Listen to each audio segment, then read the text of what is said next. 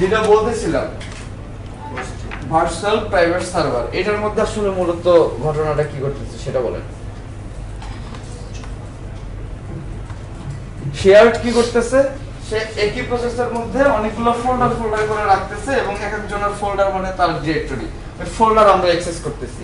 তাহলে সবাই যেহেতু একত্রে মানে একটা জায়গা থেকে ইউজ করতেছি একই হার্ডওয়্যার, আমাদের এটার পারফরম্যান্স কস্টটা অনেক কম, যে ক্ষেত্রে আমাদের প্রাইস অনেক কম লাগে এটার জন্য।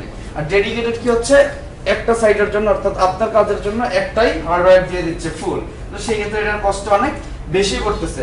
আর ভার্চুয়াল প্রাইভেট সার্ভার তার কাজটা মূলত কি হচ্ছে, এবং এইটাই মোস্ট পপুলার এবং এটা বেশ ইউজ করে থাকি। এখন এটার কাজ কি হচ্ছে সেটা বলেন।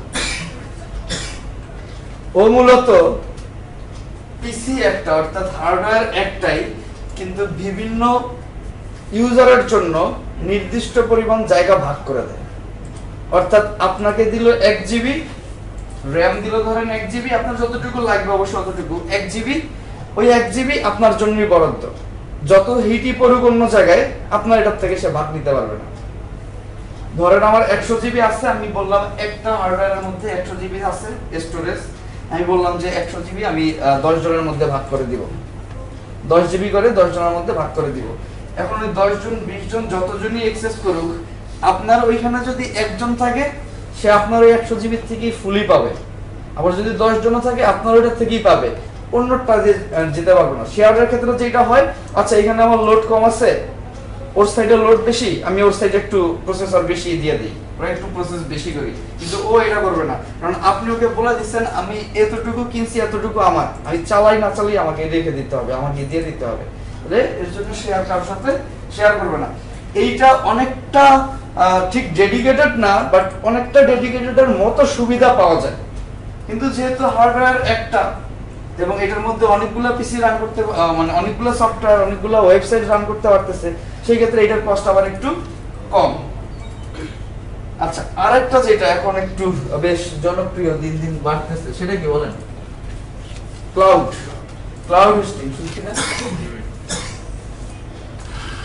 ক্লাউড হোস্টিং এটা মূলত হচ্ছে, আপনি ক্লাউড ব্যাপারটা বুঝি আসলে, ক্লাউডে আসলে কি হয়।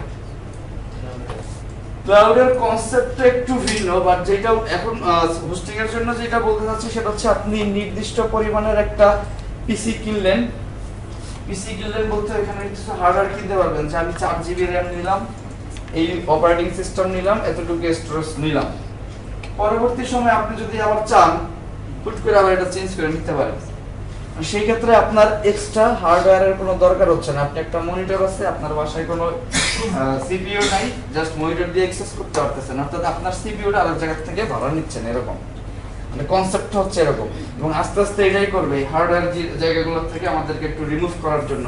যে এখন চিন্তা করেন যাদের ল্যাপটপ আছে ভালো, কিন্তু যাদের ডেস্কটপ আছে যেখানে যাবে সাথে করে কি মানে আপনার সিপিইউটা ক্যারি করতে পারবে না, তাহলে এই জায়গাগুলো আসলে কমাইতে যাচ্ছে। এর জন্য তারা বলতেছে যে মেশিন থাকবে এক জায়গায়, আপনি জাস্ট অ্যাক্সেস করার জন্য একটা ডিভাইস থাকবে, এবং আপনি ধরেন আপনি সারা বছর তো সমান পরিমাণে কাজ করেন না, কারণ হঠাৎ করে আপনার কাজের লোড বেশি, সেক্ষেত্রে আপনার একটু প্রসেসরের পাওয়ার বেশি হলে ভালো না। সেই ক্ষেত্রে আপনি বললেন যে এখন আমার আসলে আগে ছিল i3, এবার একটা i7 এর প্রসেসর লাগবে 1 মাসের জন্য বা 7 দিনের জন্য, তখন ওরা আপনাকে ওই কয়দিনের জন্য ভাড়া দিবে। তাহলে এই ক্লাউড হোস্টিং এর ঘটনাটা মূলত এরকম, আপনার কাজের উপরে ডিপেন্ড করে, আপনার প্রয়োজনের উপরে ডিপেন্ড করে আপনি আবার যে কোনো সময় এই কনফিগারেশনটা চেঞ্জ করে নিতে পারেন। তবে মূলত আমরা যেটা কাজ করব আজকে আপনাদের, আসলে আমরা যেটা দিব, আমরা কোনটা দিব বলুন তো? আমরা অবশ্যই শেয়ার দিব, কারণ ডেডিকেটেড সবাইকে যদি ডেডিকেটেড দিতে যাই তাহলে তো আমরা শেষ। আর ভিপিএস আমরা চালাচ্ছি, ওইখান থেকে আপনাদেরকে শেয়ার করে দিব আর কি। আচ্ছা, আর ডোমেইন কি জিনিস বলেন? ক্লাউড নিয়ে বলতে হচ্ছে একটা ডেডিকেটেড ক্লাস লাগবে। ক্লাউডের কনসেপ্ট আসলে অনেক বিশাল, আপনাকে জাস্ট একটু ধারণা দিলাম আর কি, যেটা রাখার জন্য। হ্যাঁ, ধারণাটা বুঝে নিয়ে আচ্ছা, মূল ধারণাটা হচ্ছে এরকম যে আমাদের হার্ডওয়্যার নির্ভর লাগবে না, এখন ধরেন এক লোকের বাসায় কম্পিউটার নাই, কিন্তু তার হঠাৎ করে কম্পিউটারে কাজ করা দরকার 1 সপ্তাহের জন্য, 7 দিনের জন্য, এরপরে আবার তার কবে লাগবে না লাগবে সে জানে না, 7 দিনের জন্য সে একটা কম্পিউটার কিনবে, এখন আমরা কি করি, সাইবার ক্যাফেতে গিয়ে কাজ করে আসি না, ওই ঘটনারই ধরুন আমরা সাইবার ক্যাফের জায়গাটা ওইখান থেকে রেন্ট নিব ওদের কাছ থেকে, যারা ক্লাউড প্রোভাইডার, মানে ঘরে বসে সাইবার ক্যাফে কাজ করতে পারতেছে।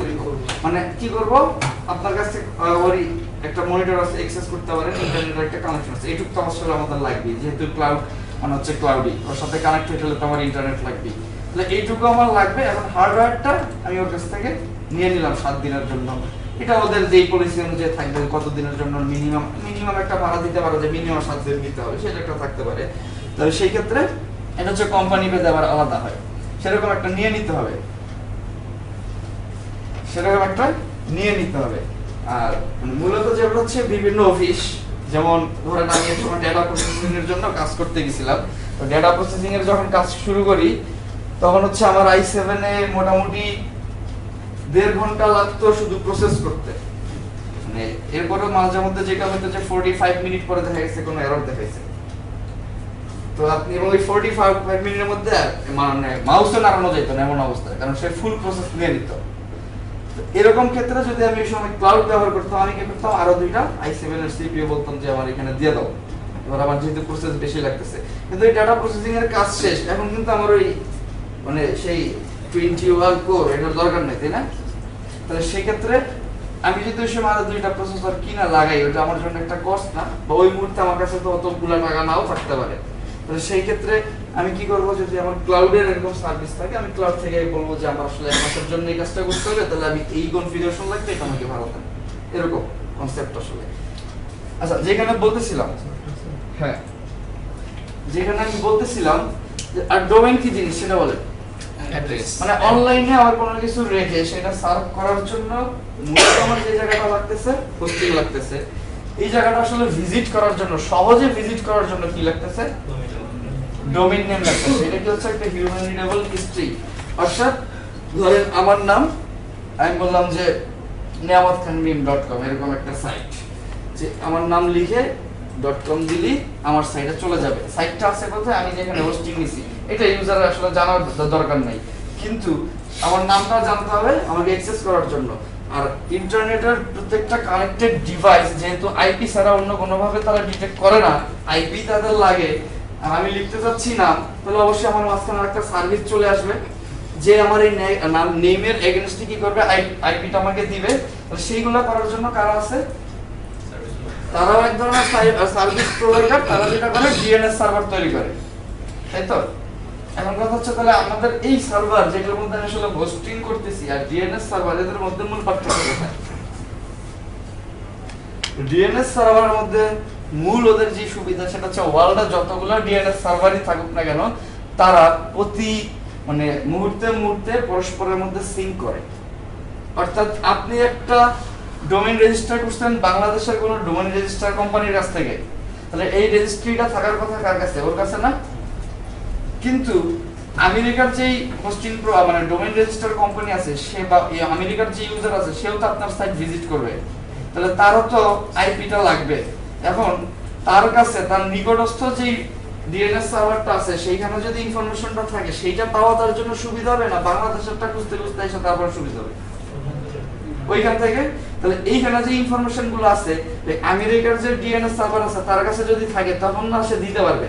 তো সে কি করে, এই ডিএনএস সার্ভার গুলো, ওয়ার্ল্ডের যত ডিএনএস সার্ভার আছে তারা পরস্পরের সাথে ইন্টারকানেক্টেড, এবং একটা নির্দিষ্ট টাইম পর পর তারা সিঙ্ক করে যে নতুন কোনো জায়গায় কিছু আসলো কিনা, থাকলে সেটার ইনফরমেশনটা আমাকে দিয়ে দাও। যে কারণে ওরা সবসময় আপডেট, এবং যেখান দিয়ে আপনি সার্চ করেন না কেন, বাংলাদেশ থেকে কোনো আমেরিকার সাইট যখন ব্রাউজ করবেন, অবশ্যই ইন্ডিয়ার ডিএনএস সার্ভারে গিয়ে প্রথমে হিট করবে, কারণ এটা ওর কাছ থেকে কাছে, ওইখানে হিট করবে যে এই ডিএনএস সার্ভারে দেখেন এই নামের এগেইনস্টে কোনো কিছু আছে কিনা, এবং অবশ্যই থাকবে, কারণ আপনি কোনো না কোনো ডিএনএস সার্ভারে রেজিস্টার করছেন মানে সব জায়গায় আছে, যে কোনো একটা জায়গায় করলেন তার মানে হচ্ছে এই ইনফরমেশনটা যত ডিএনএস সার্ভার আছে সবার কাছেই আছে। এবং এই ইনফরমেশন সিঙ্ক হয় যেহেতু, অনেক সময় দেখা যায় যে ডোমেইন নেমটা কেনার সাথে সাথেই আপনি এটা নিয়ে কাজ করতে পারেন না, মাঝে মধ্যে একটু বলে হচ্ছে যে 24 আওয়ারের মধ্যে এটা অ্যাক্টিভ হবে, কারণ ওদের যে সিঙ্ক্রোনাইজেশনটা একটা সময় লাগে আর কি, এর জন্য। আচ্ছা, তাহলে এখন কথা হচ্ছে আপনাদের এই দুইটা জিনিস করতে হবে। প্রথমে কাজ হচ্ছে হোস্টিংটা ঠিক করলেন, দেন হচ্ছে কি আপনি কি নেমে ওয়েবসাইট করতে চান তার জন্য একটা ডিএনএস কিনতে হবে। আচ্ছা, ওইটা বলতেছিলাম যে গুগল ড্রাইভও তো আপনাকে একরকম হোস্টিং দিচ্ছিল, কিন্তু এখানে কি করে তার একটা সার্ভার কনফিগারেশন করা নাই। ওখানে অ্যাপাচি বা ইনজিনেক্স, হ্যাঁ, বা আইএএস এই ধরনের কোনো সার্ভার নাই যে জানবে যে এই .com এখানে আসলে আপনি কি পাঠাবেন, বা এই যে .com এই কথাটা লিখলে কোথা থেকে ফাইল সার্ভ হবে এটা সরাসরি বলে দেওয়ার জায়গা নাই, এই কনফিগারেশনটা নাই। হ্যাঁ, প্রোটোকলের কনফিগারেশনটা নাই, এর জন্য আসলে আপনি এখান থেকে কাজটা করতে পারতেছেন না। সার্ভার অ্যাপাচি বলেন, ইনজিনেক্স বলেন, এগুলো মূলত কি করে এই কনফিগারেশনগুলো করে দেয়। তার কাছে একটা সার্ভার কনফিগারেশন ফাইল আছে যেটার মধ্যে আসলে বলা থাকে যে আপনি প্রথমেই কোনো ওয়েবসাইটের কোনো ফোল্ডারে কোনো ডিরেক্টরিতে গেলে কি ফাইল রান হবে, কিভাবে রান হবে। আবার যদি ধরেন HTML এর ক্ষেত্রে আমাদের একটা সুবিধা হচ্ছে আলাদা কোনো সফটওয়্যারের দরকার নাই ওকে প্রসেস করার জন্য, আলাদা কোনো প্রোগ্রামের দরকার নাই। কিন্তু যদি আপনি PHP তে প্রোগ্রাম করেন, PHP এর প্রোগ্রামটা কোডটাকে প্রসেস করার জন্য ওর একটা ইঞ্জিন আছে, বলছিলাম না কথাগুলো আপনাদের ক্লাসে বলছি। আচ্ছা, তাহলে সেই ক্ষেত্রে ওর কি ওই সার্ভার আবার তখন কাজ হয় কি, ও দেখে আচ্ছা .php নামে একটা ফাইল পেয়েছি, তাহলে ওকে হচ্ছে জেন্ডের কাছে পাঠিয়ে দাও অথবা HSVM এর কাছে পাঠিয়ে দাও। এই ধরনের যারা হচ্ছে PHP ফাইলের জন্য যারা প্রসেস করতে পারে, তখন ওইভাবে আসলে সার্ভারের এই কনফিগারেশনগুলো বলা আছে। কিন্তু গুগল ড্রাইভে কি আপনার এই কনফিগারেশনগুলো বলা নাই, এজন্য আপনি করতে পারতেছেন না। আচ্ছা, যেখানে ছিলাম আসলে, তাহলে আপনার একটা ডোমেইন রেজিস্টার করতে হবে আগে। ডোমেইন রেজিস্ট্রেশন করা এবং হচ্ছে হোস্টিং, এগুলো সাধারণত দেখা যায় যেই কোম্পানিগুলো, যেই প্রোভাইডারগুলো আপনাকে সার্ভিসটা দিয়ে থাকে তারা দুইটা একসাথে আসলে মেইনটেইন করে থাকে, যে আপনি এক জায়গায় গেলে দুইটা পেয়ে যাবেন। এর জন্য যদি আপনি ইন্টারন্যাশনাল কোম্পানিগুলোর কথা চিন্তা করেন, তাহলে এর মধ্যে গোড্যাডি, তারপর হচ্ছে ব্লুহোস্ট, নেমচিপ, এই ধরনের অনেকগুলো কোম্পানি আছে যেখানে গিয়ে আপনি আসলে দেখতে পারেন কি অবস্থা। আমরা একটু গোড্যাডিতেই আগে একটু দেখে আসি।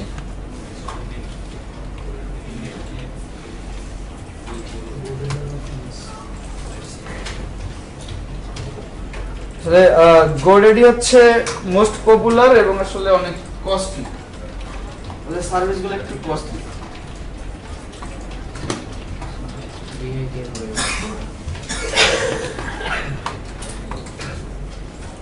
দেখেন, গোড্যাডিতে গেলে ওরা আসলে আপনাকে বলে দিচ্ছে যে কোন ধরনের ডোমেইনের জন্য কস্টটা কি ধরনের পড়বে। কস্টটা তো আসলে এই জায়গা থেকে দেখে নিলে আপনি দেখে নিলেন, সেটাও ইম্পর্টেন্ট না। ইম্পর্টেন্ট হচ্ছে ডোমেইন সার্চ করা, অর্থাৎ আপনি যেই নামে ডোমেইনটা নিতে চাচ্ছেন সেই নামটা অ্যাভেলেবল আছে কিনা, অর্থাৎ এই নামে অলরেডি কেউ নিয়ে নিছে কিনা। আমরা ইমেল খুলতে গেলে দেখা যায় না অলরেডি টেকেন, ওরকম অলরেডি টেকেন কিনা, অর্থাৎ অ্যাভেলেবল আছে কিনা। যদি থাকে অ্যাভেলেবল না থাকে, সেক্ষেত্রে আপনাকে আরেকটা নাম চয়েস করতে হবে। তাহলে আমরা ধরুন দেখলাম হচ্ছে, আপনারা আপনাদের নাম দিয়ে একটা কিছু সার্চ করে দেখেন।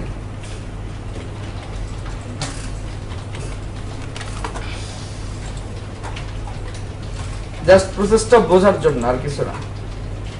Yes, your domain is available.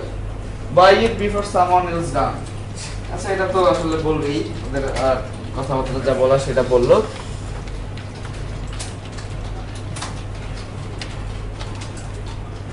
দেখেন, এখন আপনাকে টোটাল কতটুকু কি লাগবে না লাগবে বলে দিছে। আপনার কাছে কি সিলেক্ট করতে হবে আগে। আপনি যদি এটা নিতে চান সেক্ষেত্রে সিলেক্ট করতে হবে। সিলেক্টেড হলে দেন হচ্ছে কি কন্টিনিউ টু কার্ট। ওই যে পণ্ডিত আমরা যেমন অর্ডার প্লেস করছি না, ওই একই ধরনের। বা অনলাইনে যারা কেনাকাটা করে অভ্যস্ত তাদের তো সুবিধা নেই, তারা তো বুঝবেনি। কন্টিনিউ টু কার্ট, এখানে চলে গেলেন।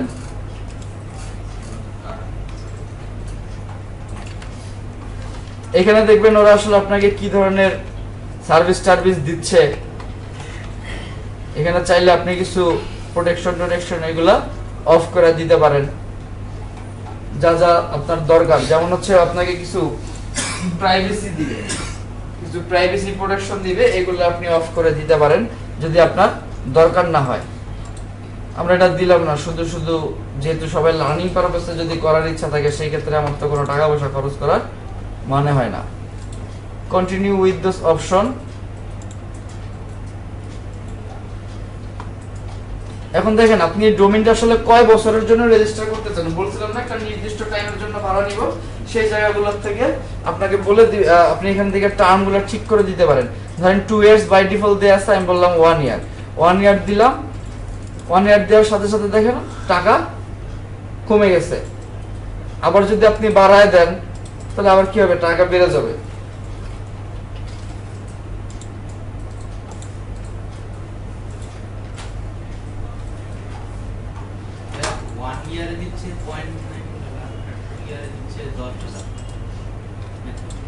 হ্যাঁ $2 এর কম বেশি এরকম। না না না 2 ইয়ারে হচ্ছে থেকে $10।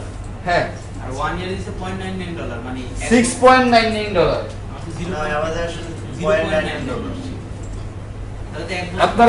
আপনাদের কি দিচ্ছে?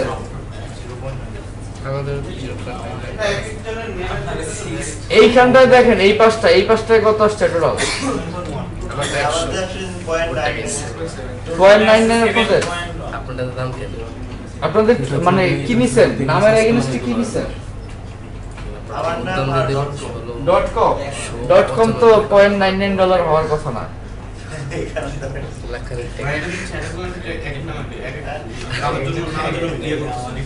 হ্যাঁ নামের জন্য ডিফার করতেছে, কিন্তু কথা হচ্ছে যে আচ্ছা এইখানে আরেকটু দেখেন, প্রোটেক্ট ইওর পার্সোনাল ইনফরমেশন। ওরা আবার আপনাকে একটা সার্ভিস প্রোভাইড করে থাকে, ওই যে প্রথমে যেটা অফ করে দিছিলাম না, ওইখান থেকেই আপনি কে কোথা থেকে চালাচ্ছেন এই সার্ভিসগুলা যারা ডোমেইন কোম্পানি আছে তারা আসলে প্রোভাইড করতে একরকম বাধ্য, যদি না তাদেরকে পে করেন। হুইজ আইপি এটা দিয়ে সার্চ করলে আপনি এই ইনফরমেশনগুলো পেয়ে যাবেন যে এই ডোমেইনটা আসলে কার নামে আছে, কোথা থেকে সার্চ করা হচ্ছে, এই ইনফরমেশনগুলো। কারণ আপনি চাচ্ছেন যে না আমার ইনফরমেশনগুলো আসলে কেউ পাবে না, অর্থাৎ সার্চ করলে এই ডোমেইনটা কার নামে আছে সেটা কেউ পাবে না। সেই ক্ষেত্রে এই যে নিচের যেটা আছে প্রতি বছর আবার $4 মতো দিতে হবে। প্রতি বছর $4 মতো দিলে সেই ক্ষেত্রে ওই যে হুইজ আইপি তে গেলে আর আপনার এটা খুঁজে কেউ পাবে না যে কে চালাচ্ছে না চালাচ্ছে। তো সাধারণত এই ইনফরমেশন আপনি যদি ভালো কাজ ইউজ করেন আপনার ইনফরমেশন প্রোটেকশনের খুব একটা যে দরকার আছে সেটাও মনে হয় না। যদি আপনার মনে হয় যে না দরকার আছে সেই ক্ষেত্রে আপনি এটাকে মেক মাই ডোমেইন প্রাইভেট এই টার্মে চলে যাবেন আর কি। প্রসিড টু চেক আউটে গেলে অলরেডি জানেন কি তার আগে আসলে সাইন আপ টাইন আপ করে নিতে হবে। আর এখানে আসলে ওদের পে করার সিস্টেমটা কি সেটা বলেন।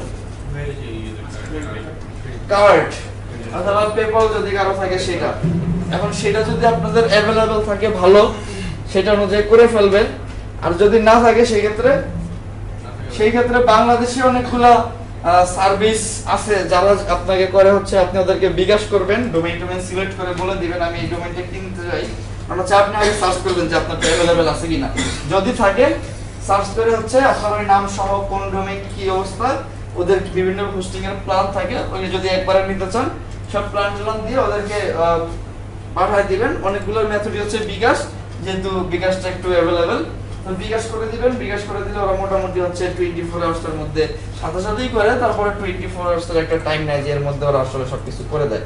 কারণ আমাদের সবার তো আসলে দেখা যায় যে এখন পেপাল নাই, সবার পেপাল তো বাংলাদেশ সবার সাপোর্ট করে না, আমাদের দেখা যায় আমরা যখন চালাই বাইরের থেকে ওইভাবে চালাইতে হয় আর কি। আর যদি কার্ড থাকে সেটা ভালো, সেখান থেকে আপনি নিজে করে নিতে পারবেন।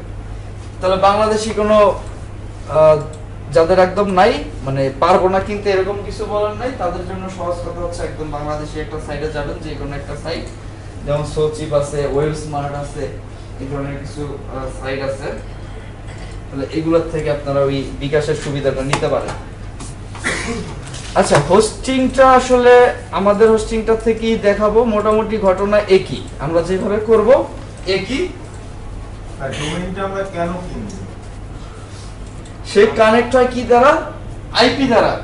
এখন আইপি দ্বারা যদি কানেক্ট হইতে হয় তাকে আইপিটা দিতে হবে না, এই দেওয়ার কাজটা কে করবে? এই ডিএনএস সার্ভার যেখানে আপনি রেজিস্ট্রেশনটা কমপ্লিট করবেন। এই আইপি গুলো ডিএনএস সার্ভারতে কারা দেয়, মানে প্রোভাইড করে কারা এই আইপি গুলো? আইএসপি প্রোভাইডার যারা আছে, আইএসপি প্রোভাইডার। হ্যাঁ আইক্যান যে কি হয়? কোনটা? আইক্যান যে বলে, আইক্যান সম্পর্কে আমার অ্যাকচুয়ালি আইডিয়া নেই। আইক্যান ডোমেইন রেজিস্টার ওরা তো ওদের কাছে সব ইনফরমেশন থাকে। হ্যাঁ ওরা আচ্ছা জি এদের কথা বলতেছেন, এরা হচ্ছে অর্গানাইজেশন, এরা হচ্ছে টোটাল স্ট্যান্ডার্ড ডিফাইন করে, মানে ওয়ার্ল্ডের যত ডিএনএস সার্ভার আছে ওদের সকলকে একটা স্ট্যান্ডার্ড ফলো করতে হয় না, এই স্ট্যান্ডার্ডটা ফলো করার জন্য মূলত ওরা কিছু স্ট্যান্ডার্ড পলিসি তৈরি করে দেয়, সেইগুলো নিয়ন্ত্রণ করা, এগুলোর কোনো আপডেট করা, তাদের যত রুলস আছে সেই রুলস হচ্ছে ওরা সবসময় নিয়ন্ত্রণ করে। এবং দেখা যায় ওদের একটা রুলস আছে, যেমন হচ্ছে আপনার ন্যাপ, নেটওয়ার্ক অ্যাক্সেস পয়েন্ট, সবাইকে মিনিমাম 2টা নেটওয়ার্ক অ্যাক্সেস পয়েন্ট ইউজ করতে হবে, যে একটা কোনো কারণে যদি ডাউনও থাকে অন্যটা দিয়ে চালাতে পারে। এই ধরনের যত রুলস আছে এই রুলসগুলো ওরা মেইনটেইন করে। মানে ওরা হচ্ছে ওদের অর্গানাইজেশন, যেমন হচ্ছে কি আমাদের W3C এদের কাজ কি বলেন? পুরো মানে মানে ভার্চুয়াল জগৎ থেকে তারা নিয়ন্ত্রণ করে। WC মানে তিনটা ওয়ার্ল্ড ওয়েব এই প্রোটোকল দ্বারা তারা ওয়ার্ল্ড নিয়ন্ত্রণ করে। আচ্ছা, W3C মূলত যেটা করে HTML CSS এইগুলোর যে ওয়ার্ল্ড ওয়াইড ওয়েব যেগুলো হচ্ছে ওয়েব অ্যাক্সেসিবল যে কন্টেন্টগুলো সেগুলো নিয়ন্ত্রণ করে। ওরা হচ্ছে ওয়ার্ল্ড ওয়াইড ওয়েব কনসোর্টিয়াম। আর সেরকমই ওরা করে হচ্ছে গিয়ে ISP, ওরা হচ্ছে প্রথমে আপনাকে ইন্টারন্যাশনাল কিছু ম্যাপ এগুলা দিয়ে ওরা একটা ডায়াগ্রাম তৈরি করে দেয়, যে এইটা ফলো করে আপনাদেরকে এই রুলস ফলো করে আপনি একটা DNS সার্ভার রান করতে যাচ্ছেন, একটা কোম্পানি তৈরি করতে যাচ্ছেন, তাহলে এই কন্ডিশনগুলো মানতে হবে। দেন ওরা আবার বলে দেয় আপনি একজন কতজন ISP প্রোভাইডারকে দিতে পারবেন। আমরা সরাসরি পাই হচ্ছে কি ISP প্রোভাইডারের কাছ থেকে, কারণ এরা তো অনেক বড় কোম্পানি, এদের কাছ থেকে আবার হচ্ছে ছোট ছোট লোকাল কান্ট্রির কোম্পানিগুলো কিনে নেয় আর কি। আচ্ছা, যেটা বলতেছিলাম হোস্টিং এ আমরা মূলত হচ্ছে আমরা যেটা আসলে আপনাদের প্রোভাইড করব ওইটা দিয়েই আপনাদেরকে হোস্টিং আসলে কিভাবে হোস্ট করবেন না করবেন। আপনি যখন হোস্টিংটা কিনে নেবেন, ডোমেইনটা কিনে নেবেন, আপনাকে ওরা একটা ইনফরমেশন দিয়ে দিবে, যেটা দিবে আপনার একটা ইউজার নেম দিবে, আপনার পাসওয়ার্ড দিবে, আপনি কত নাম্বার আইপি তে হচ্ছে লগইন করবেন সেগুলো আপনাকে বলে দেবে। আপনার ডিএনএসটা আগে হচ্ছে আসলে একটা আইপি দিত, এখন সাধারণত আইপি দেয় না, ওইটার একটা নেম সার্ভার দিয়ে দেয়, ওইটার একটা নাম দিয়ে দেয়। তো আমাদের জন্য একটু সবাই হচ্ছে আপাতত আমাদের সাথে সাথে একটু করব, কারণ এখানে সবার cPanel বলেন, এই যে ISP config আমরা যেটা ব্যবহার করতেছি, এই ধরনের কোনো অ্যাপ্লিকেশন ইনস্টল করে নিতে হয়, যেটা দ্বারা হচ্ছে আমরা পরবর্তীতে আমাদের গ্রাফিক্যালি কাজগুলা করতে পারি। তো আমরা মোটামুটি হচ্ছে ISP configটা ইনস্টল এই অ্যাপ্লিকেশনটা কি হোস্টিং এর মধ্যে তো ইনস্টল হয়? হ্যাঁ হ্যাঁ, আমাদের হ্যাঁ আমরা যে আমরা ডোমেইনটা কিনলাম, কেনার পর যে আমাদের একটা ওয়েবসাইটে একটা জায়গা দরকার হয় না, একটা বড় একটা স্পেস, সেটাই হোস্টিং। ওইটার জন্য আমরা হোস্টিংটা কিনে আসি। হ্যাঁ। দেখা যাচ্ছে আমরা অনেক কিছু আপলোড করব, যার কোনো জায়গা দরকার, ওইটার জন্য আপনার কত জিবি লাগবে সেটা হচ্ছে আপনি হোস্টিং থেকে নেবেন। হোস্টিং থেকে নিব। Hosting থেকে ডোমেইনটার নিবেন। কাজ হচ্ছে শুধুমাত্র শুধু এই যে নামের সাথে হোস্টিংটা, মানে নামটার সাথে আইপিটার একটা কানেকশন, যেটা পরবর্তীতে হোস্টিং এর সাথে আপনি কানেক্ট করে দিবেন, তাহলে বুঝবে এই নামের গেলে কোন কোথা থেকে ফাইলটা সার্ভ হবে। হচ্ছে .com এবং .net পার্থক্য। আচ্ছা, .com, .net, .org কম মূলত বুঝতে পারতেছেন কমার্শিয়াল ইউজের জন্য এটা ব্যবহার করবেন। অর হচ্ছে অর্গানাইজেশন, ম্যাক্সিমাম ক্ষেত্রে দেখা যায় গভর্নমেন্ট অর্গানাইজেশন বা নন প্রফিটেবল যেগুলো আছে সেগুলোর ক্ষেত্রে অর্গ ব্যবহার করা হয়। .netটা এটা একটু চিপ রেটের হয় অনেকটা, এবং এই ক্ষেত্রে এইটা আসলে আপনার স্পেসিফিক বলা যাবে না যে এটা এই ক্ষেত্রে করাই যাবে ওই ক্ষেত্রে করাই যাবে না, এটা মূলত সবাই ইউজ করতে পারে চাইলে। হ্যাঁ, তবে সেই ক্ষেত্রে কিছু লিমিটেশন আছে, যেমন হচ্ছে .com যদি আপনি ব্যবহার করেন, এখানে পেজ অ্যাড আপনি দেখাইতে পারবেন। আমরা ডিজিটাল মার্কেটিং বা করি না, ডিজিটাল মার্কেটিং করি না, করি কেউ? তাদের ক্ষেত্রে দেখবেন আপনি ওদের আসলে মূলত বিজনেসটা হয় কোথা থেকে, কোন সাইট কোন ওয়েবসাইট বলতেছে যে আমরা বিজনেস করতেছি, ওর বিজনেসটা হয় কোথা থেকে? মূলত হয় অ্যাডসেন্স থেকে, মানে এটা হচ্ছে বড় জায়গা। যদি .com হয় তাহলে আপনি অ্যাডসেন্স ব্যবহার করতে পারবেন, যদি .com না হয় তাহলে আপনি ব্যবহার করতে পারবেন না, কারণ .com কমার্শিয়াল বলেই দিছে। আপনি একটা .com ভিজিট করতেছেন মানে এখানে ওরা বিজনেসের জন্য অনেক কিছু আপনাকে বলতে পারে, কিন্তু অর্গানাইজেশন যেহেতু বললাম নন প্রফিটেবল, এগুলা ভালো না, মানে ওই কাজগুলো আপনি করতে পারবেন না। আর আরো কিছু কিছু জায়গা আপনি করতে পারবেন, কিন্তু কমের জন্য সুবিধা বেশি আর কি, মূল কথা। একদম যে করতে পারবেন না সব জায়গায় সেরকমও না, কিন্তু কমের জন্য সুবিধা বেশি, সহজে করা যায় আর কি। আচ্ছা, যেটা বলতেছিলাম, এরপরে আপনার আরো অনেকগুলো আছে, যেমন হচ্ছে কান্ট্রি ভেদে বিভিন্ন কান্ট্রির জন্য আমরা দেখি না .bd, হ্যাঁ, তারপর হচ্ছে ইউকে, ইউএস এই ধরনের থাকে না, এগুলো হচ্ছে কান্ট্রি ভেদে কোন কান্ট্রির আসলে এইটা। তখন ওই এইগুলো আবার কেনার জন্য একটু ঘটনা হচ্ছে ওই কান্ট্রির যে আপনি অধিবাসী সেটা একটু আপনাকে কনফার্ম করতে হয়। মানে আপনি এইখানে বসে যদি চিন্তা করেন ইউএস এর একটা ডোমেইন কিনবো, সেটা আসলে আপনি পারবেন না, কারণ ওকে যথেষ্ট ভেরিফিকেশনের জন্য ও আপনার কাছে বেশ কিছু কাগজপত্র চাবে, সেগুলো দিতে হবে। এখন ওইগুলো ম্যানেজ করতে পারলে সেটা আলাদা ব্যাপার, কিন্তু এর জন্য একটু প্রসেসটা ওইভাবে যেতে হয় আর কি।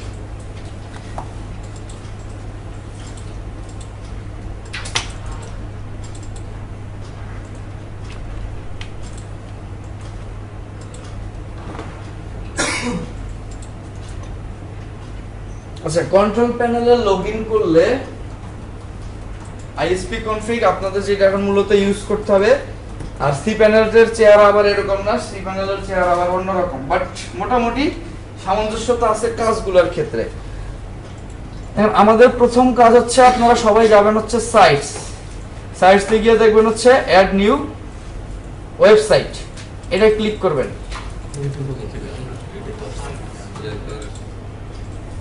ইন্টারফেস আসবে, এখান থেকে যাবেন হচ্ছে সাইটসে, অ্যাড নিউ ওয়েবসাইট। এখানে গিয়ে আইপির জায়গায় যে আইপিটা দেয়া আছে, অর্থাৎ এটা দিয়ে আমরা লগইন করব, এটার মধ্যে এটা সিলেক্ট করে দিব। সিলেক্ট করে দিলে আইপি ভার্সন 6 এর কিছু দরকার নাই। ডোমেইনের জায়গায় কি হবে বলেন? আপনার এসিআইপি আইডি,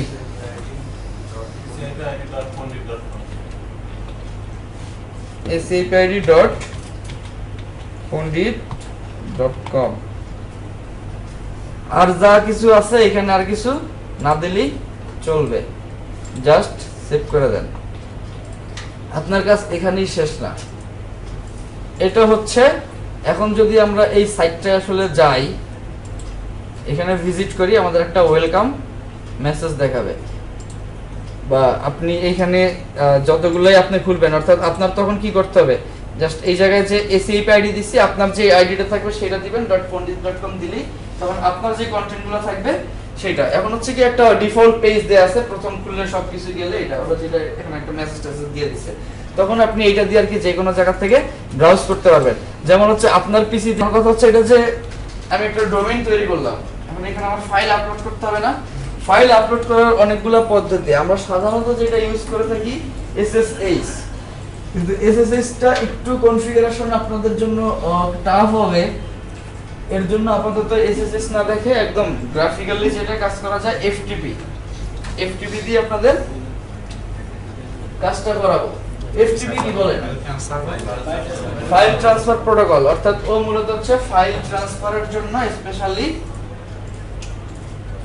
তৈরি করা, বা ওর রুলস গুলো হচ্ছে ফাইল ট্রান্সফারের জন্য, তাই তো? প্রোটোকল মানে তো রুলস, আর FTP হচ্ছে ফাইল ট্রান্সফার। তাহলে সেটার জন্য দেখেন এইখানে দেখবেন FTP অ্যাকাউন্টস একটা অপশন আছে, FTP অ্যাকাউন্টস, এখানে যাবেন, অ্যাড নিউ FTP ইউজার, এখানে যেটা আছে আপনারটা সিলেক্ট করে দিবেন, দিয়ে প্রথম যেটা থাকবে, সাধারণত আমি যে ক্লায়েন্ট অ্যাকাউন্টটা থেকে, যেহেতু একটা ক্লায়েন্ট অ্যাকাউন্ট থেকে আপনাদের মাল্টিপল সাবডোমেইন করাচ্ছি, এজন্য ওইটার প্রিফিক্সটা থাকবে, ওই অ্যাকাউন্টটা আমি যে নামে করছি, এখানে মূলত হচ্ছে আপনাদের বেস নাম্বার, কোয়ার্টার 8, আপনার হচ্ছেন এসিআইপি এর 8 কোয়ার্টার, তারপর হচ্ছে ঢাকা ব্রাঞ্চ, হচ্ছে ব্রাঞ্চ, WD হচ্ছে ওয়েব ডিজাইন, আপনাদের 36 না ব্যাস, তো 36 সবগুলো বেসের মধ্যে এরকম থাকবে। দেন হচ্ছে আপনি এখানে আপনার ইউজার নামটা দিবেন, এখানে আপনার নাম দিতে পারেন, এসিআইপি দিতে পারেন, এই জায়গায় কোনো অসুবিধার কিছু নাই। এটা দিলেন, ধরেন আমি দিলাম হচ্ছে, দেন আপনাকে একটা পাসওয়ার্ড দিতে হবে। পাসওয়ার্ডটা অবশ্যই এই যে ইউজার নেম এবং পাসওয়ার্ড, এইটা আপনার জন্য ইম্পর্টেন্ট, এই দুইটা আপনার মনে রাখতেই হবে, নাইলে ফাইল ট্রান্সফার করতে পারবেন না। কারণ আমি এখন আপনাকে অ্যাকাউন্ট করার জন্য একবার অ্যাক্সেস দিব, আপনাদের কাজ শেষ হয়ে গেলে কিন্তু অ্যাক্সেস অফ, তখন এসে কিন্তু আর পাসওয়ার্ড জেনারেট করতে পারবেন না। তাহলে এই দুইটা জায়গা মনে রাখতে হবে, এই যে ইউজার নেম যেটা হবে এবং এখানে পাসওয়ার্ড যেটা দিবেন,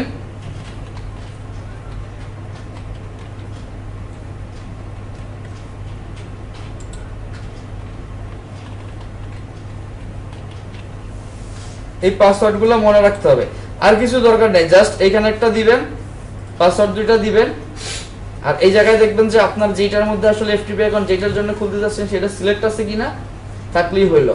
দেন হচ্ছে সেভ। কোনটা? আচ্ছা, এটা হচ্ছে হার্ড ডিস্কে আপনার জন্য আসলে কতটুকু স্পেস, যদি নির্দিষ্ট কোনো স্পেস বরাদ্দ করি সেই জায়গা থেকে আরো একটা কাজ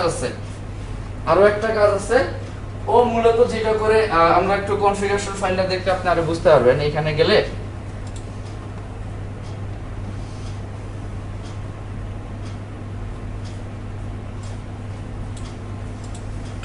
একটা সফট লিমিট একটা হার্ড লিমিট দেওয়া যায় আপনার জন্য আসলে কতটুকু বরাদ্দ রাখবো। এখন আপাতত আমরা -1 মানেও কোনো কিছু বরাদ্দ রাখতেছে না, আনলিমিটেড থাকতেছে সবকিছু। আমরা এখন কোনো অ্যাকাউন্টের জন্য স্পেসিফিক দেই না, কারণ সবাই লার্নিং পারপাসে তো কার কতটুকু লাগবে ওরে ভাগ করতে গিয়েও সমস্যা। এখন কারো কম লাগলো কারো বেশি লাগলো সবকিছু আমাদের ওইখান থেকে নিয়ে জায়গা পন্ডিত.com এর থেকে তো ভাগ দিতেছেন তো, সেটা না? কোনটা পন্ডিত.com এর যে হোস্টিং ওটা থেকে ভাগ দিতেছেন না, পন্ডিত.com এর হোস্টিং থেকে ভাগ দেনি। এটা পন্ডিত.com এর হোস্টিং এটা আমরা আলাদা করে বানায় নিছি, মানে এটা আমাদের নিজস্ব কনফিগারেশন করা আর কি। এটার সার্ভার আমরাই চালাই, এটা আমাদের মানে পন্ডিত.com এর মানে আপনাদের মোটামুটি লিমিটেশন রাখি নাই। আর যেটা হচ্ছে ডেটাবেস নেই আপনাদের, আমরা যেহেতু সিনিয়র কাজ করতেছি ডেটাবেস আমাদের কোনো দরকার নাই, ডেটাবেস নিয়ে মাথা ঘামাবো না। আর সবচেয়ে বড় জায়গা হচ্ছে এখানে মাইএডমিন আসলে কাজ করতেছে না, এটার কনফিগারেশনটা ঠিক করা হয় নাই। মাইএডমিন কাজ করতে হবে। হ্যাঁ মাইএডমিন তো লাগে সব। পিএইচপি মাইএডমিন যেটা আচ্ছা, মানে ডেটাবেস করার জন্য, গ্রাফিক্যালি করার জন্য। এখন আমার করতে হলে কমন লাইনে করতে হবে। ওয়েবসাইটে রান করার জন্য ডাটা বেস দরকার হয়, যদি আমি কোনো ওয়েব অ্যাপ ইনস্টল দিই তো। হ্যাঁ, সেটা আপনার HTML সার্ভ করতে তো লাগবে না, আপনি ব্যাকএন্ড কোনো ল্যাঙ্গুয়েজ যদি ব্যবহার করেন সেই ক্ষেত্রে লাগবে। আমরা ওয়ার্ডপ্রেসে রান করতে পারবো এখানে। হ্যাঁ, এখানে ওয়ার্ডপ্রেস রান করা যাবে, তার জন্য আলাদা করে আমার কনফিগার করে নিতে হবে, কিন্তু এখানে আপাতত আপনারা পারবেন না, কারণ আমি যে মডিউলগুলো দিছি সেগুলোই করতে পারবেন। মানে এইখানে আপনাদের আমি একটা ক্লায়েন্ট অ্যাকাউন্ট দিচ্ছি, রিসেলার হচ্ছে আমি, রিসেলার অ্যাকাউন্ট হচ্ছে আমার। ওই রিসেলার আমি ক্লায়েন্টকে যতটুকু সুযোগ সুবিধা দিব সেটা সে ভোগ করতে পারবে। আমি যেগুলো আমি আপনাদের আপাতত দিয়ে রাখছি সাইট কিভাবে দিবেন সেগুলাই, ইমেলটা যদিও দিয়ে রাখছি চেক করে দেখি নাই এখনো, তবে আস্তে আস্তে সবগুলো দেখে নিব, মানে কি কি মডিউল আপনারা রান করতে পারবেন। আচ্ছা, তাহলে আপনাদের আপাতত কাজ হচ্ছে যার যার এসিআইডি থেকে এখানে গিয়ে প্রথম হচ্ছে একটা ওয়েবসাইট করবেন, তারপর একটা এফটিপি অ্যাকাউন্ট খুলবেন। এফটিপি অ্যাকাউন্টের আপনার যে ইউজার নেমটা, যেমন আমরা যদি এখন আমরা একটা এফটিপি অ্যাকাউন্টে যাই, দেখেন ইউজার নেমটা কি হইছে, ওই যে আগে যেটা ছিল সাথে হচ্ছে কি আপনার যে নামটা দিচ্ছেন সেটা, তাহলে এই ইউজার নেম এবং যে পাসওয়ার্ডটা দিচ্ছেন এই দুইটা আপনাকে অবশ্যই লিখে রাখতে হবে, কারণ পরবর্তীতে এখানে কোনো কিছু ফাইল আপলোড করতে হলে অর্থাৎ হোস্ট করতে হলে এফটিপির মাধ্যমে ওই ইউজার ইনফরমেশন ওই পাসওয়ার্ড দিয়ে আপনাকে পাঠাইতে হবে, এছাড়া আপলোড করতে পারবেন না। আচ্ছা, হ্যাঁ, ওটা তাহলে যে ক্লিক করার ক্ষমতাটা এইটাই HTML এর উৎপত্তির একটা অন্যতম কারণ, যে সহজে নেভিগেট করে এক জায়গা থেকে আরেক জায়গায় চলে যাওয়া, ইভেন একই ওয়েবসাইটের এক অংশ থেকে আরেক অংশ চলে আসা, এই যে সহজে নেভিগেশন করা, জাম্প করে এক জায়গা থেকে আরেক জায়গায় চলে যাওয়া, এই ঘটনাটি হচ্ছে হাইপার। তাহলে মূলত হলো জাম্প করে টেক্সটগুলা ফরম্যাটেড অবস্থার একটা ল্যাঙ্গুয়েজ, তাই তো? জাম্প করার ক্ষমতা সম্পূর্ণ ফরম্যাটেড টেক্সটের একটা ল্যাঙ্গুয়েজ হচ্ছে কি HTML। তাহলে ওর প্রয়োজনীয়তা কিভাবে উদ্বোধন হয়ে মানে জন্ম এলো সেটা নিয়ে যদি একটু বলি, সেটা হচ্ছে CERN, এটার সাথে সবাই পরিচিত, European Organization of Nuclear Research. European Organization of Nuclear Research এর কাজ কি বলেন? নাম দিয়ে কিন্তু বোঝা যায়, নিউক্লিয়ার নিয়ে রিসার্চ করে, তার মানে একটা ল্যাবরেটরি, তাই তো? রিসার্চ যেহেতু করে নিউক্লিয়ার নিয়ে, তার একটা ল্যাবরেটরি। তো এই ল্যাবরেটরিটা ওয়ার্ল্ডের মানে প্রতি বছর প্রায় 6 মাস পর পর ওয়ার্ল্ডের লক্ষ লক্ষ বিজ্ঞানী এখানে যায়, গিয়ে তারা একটা নির্দিষ্ট সময় পরিমাণ রিসার্চ করে আবার যে যার দেশে ফিরে যায়। তাহলে জনাব টিম বার্নার্স লি এই ভদ্রলোক ছিল এখানের একজন মানে তত্ত্বাবধায়ক, সে এখানে যেটা কাজ করতো, সেই যে বিজ্ঞানী রাষ্ট্র এদের সবকিছু প্রজেক্ট এদের রিসার্চের ফলাফল এগুলো তার ম্যানেজ করতে হইতো। তো এই ম্যানেজ করতে গিয়ে উনি আসলে দেখলো যে সব ঠিকঠাকই আছে, কিন্তু ম্যানেজ করাটা খুব তো অসুবিধা হয়ে যাচ্ছে। তার চেয়েও বড় অসুবিধা হচ্ছে একজন বিজ্ঞানী 6 মাস ধরে এখানে একটা রিসার্চ করছে, এরপরে উনি চলে গেছে, নতুন একজন বিজ্ঞানী আসছে, কিন্তু উনি আসলে জানে না আগের জন কত দূর কাজ করছিল।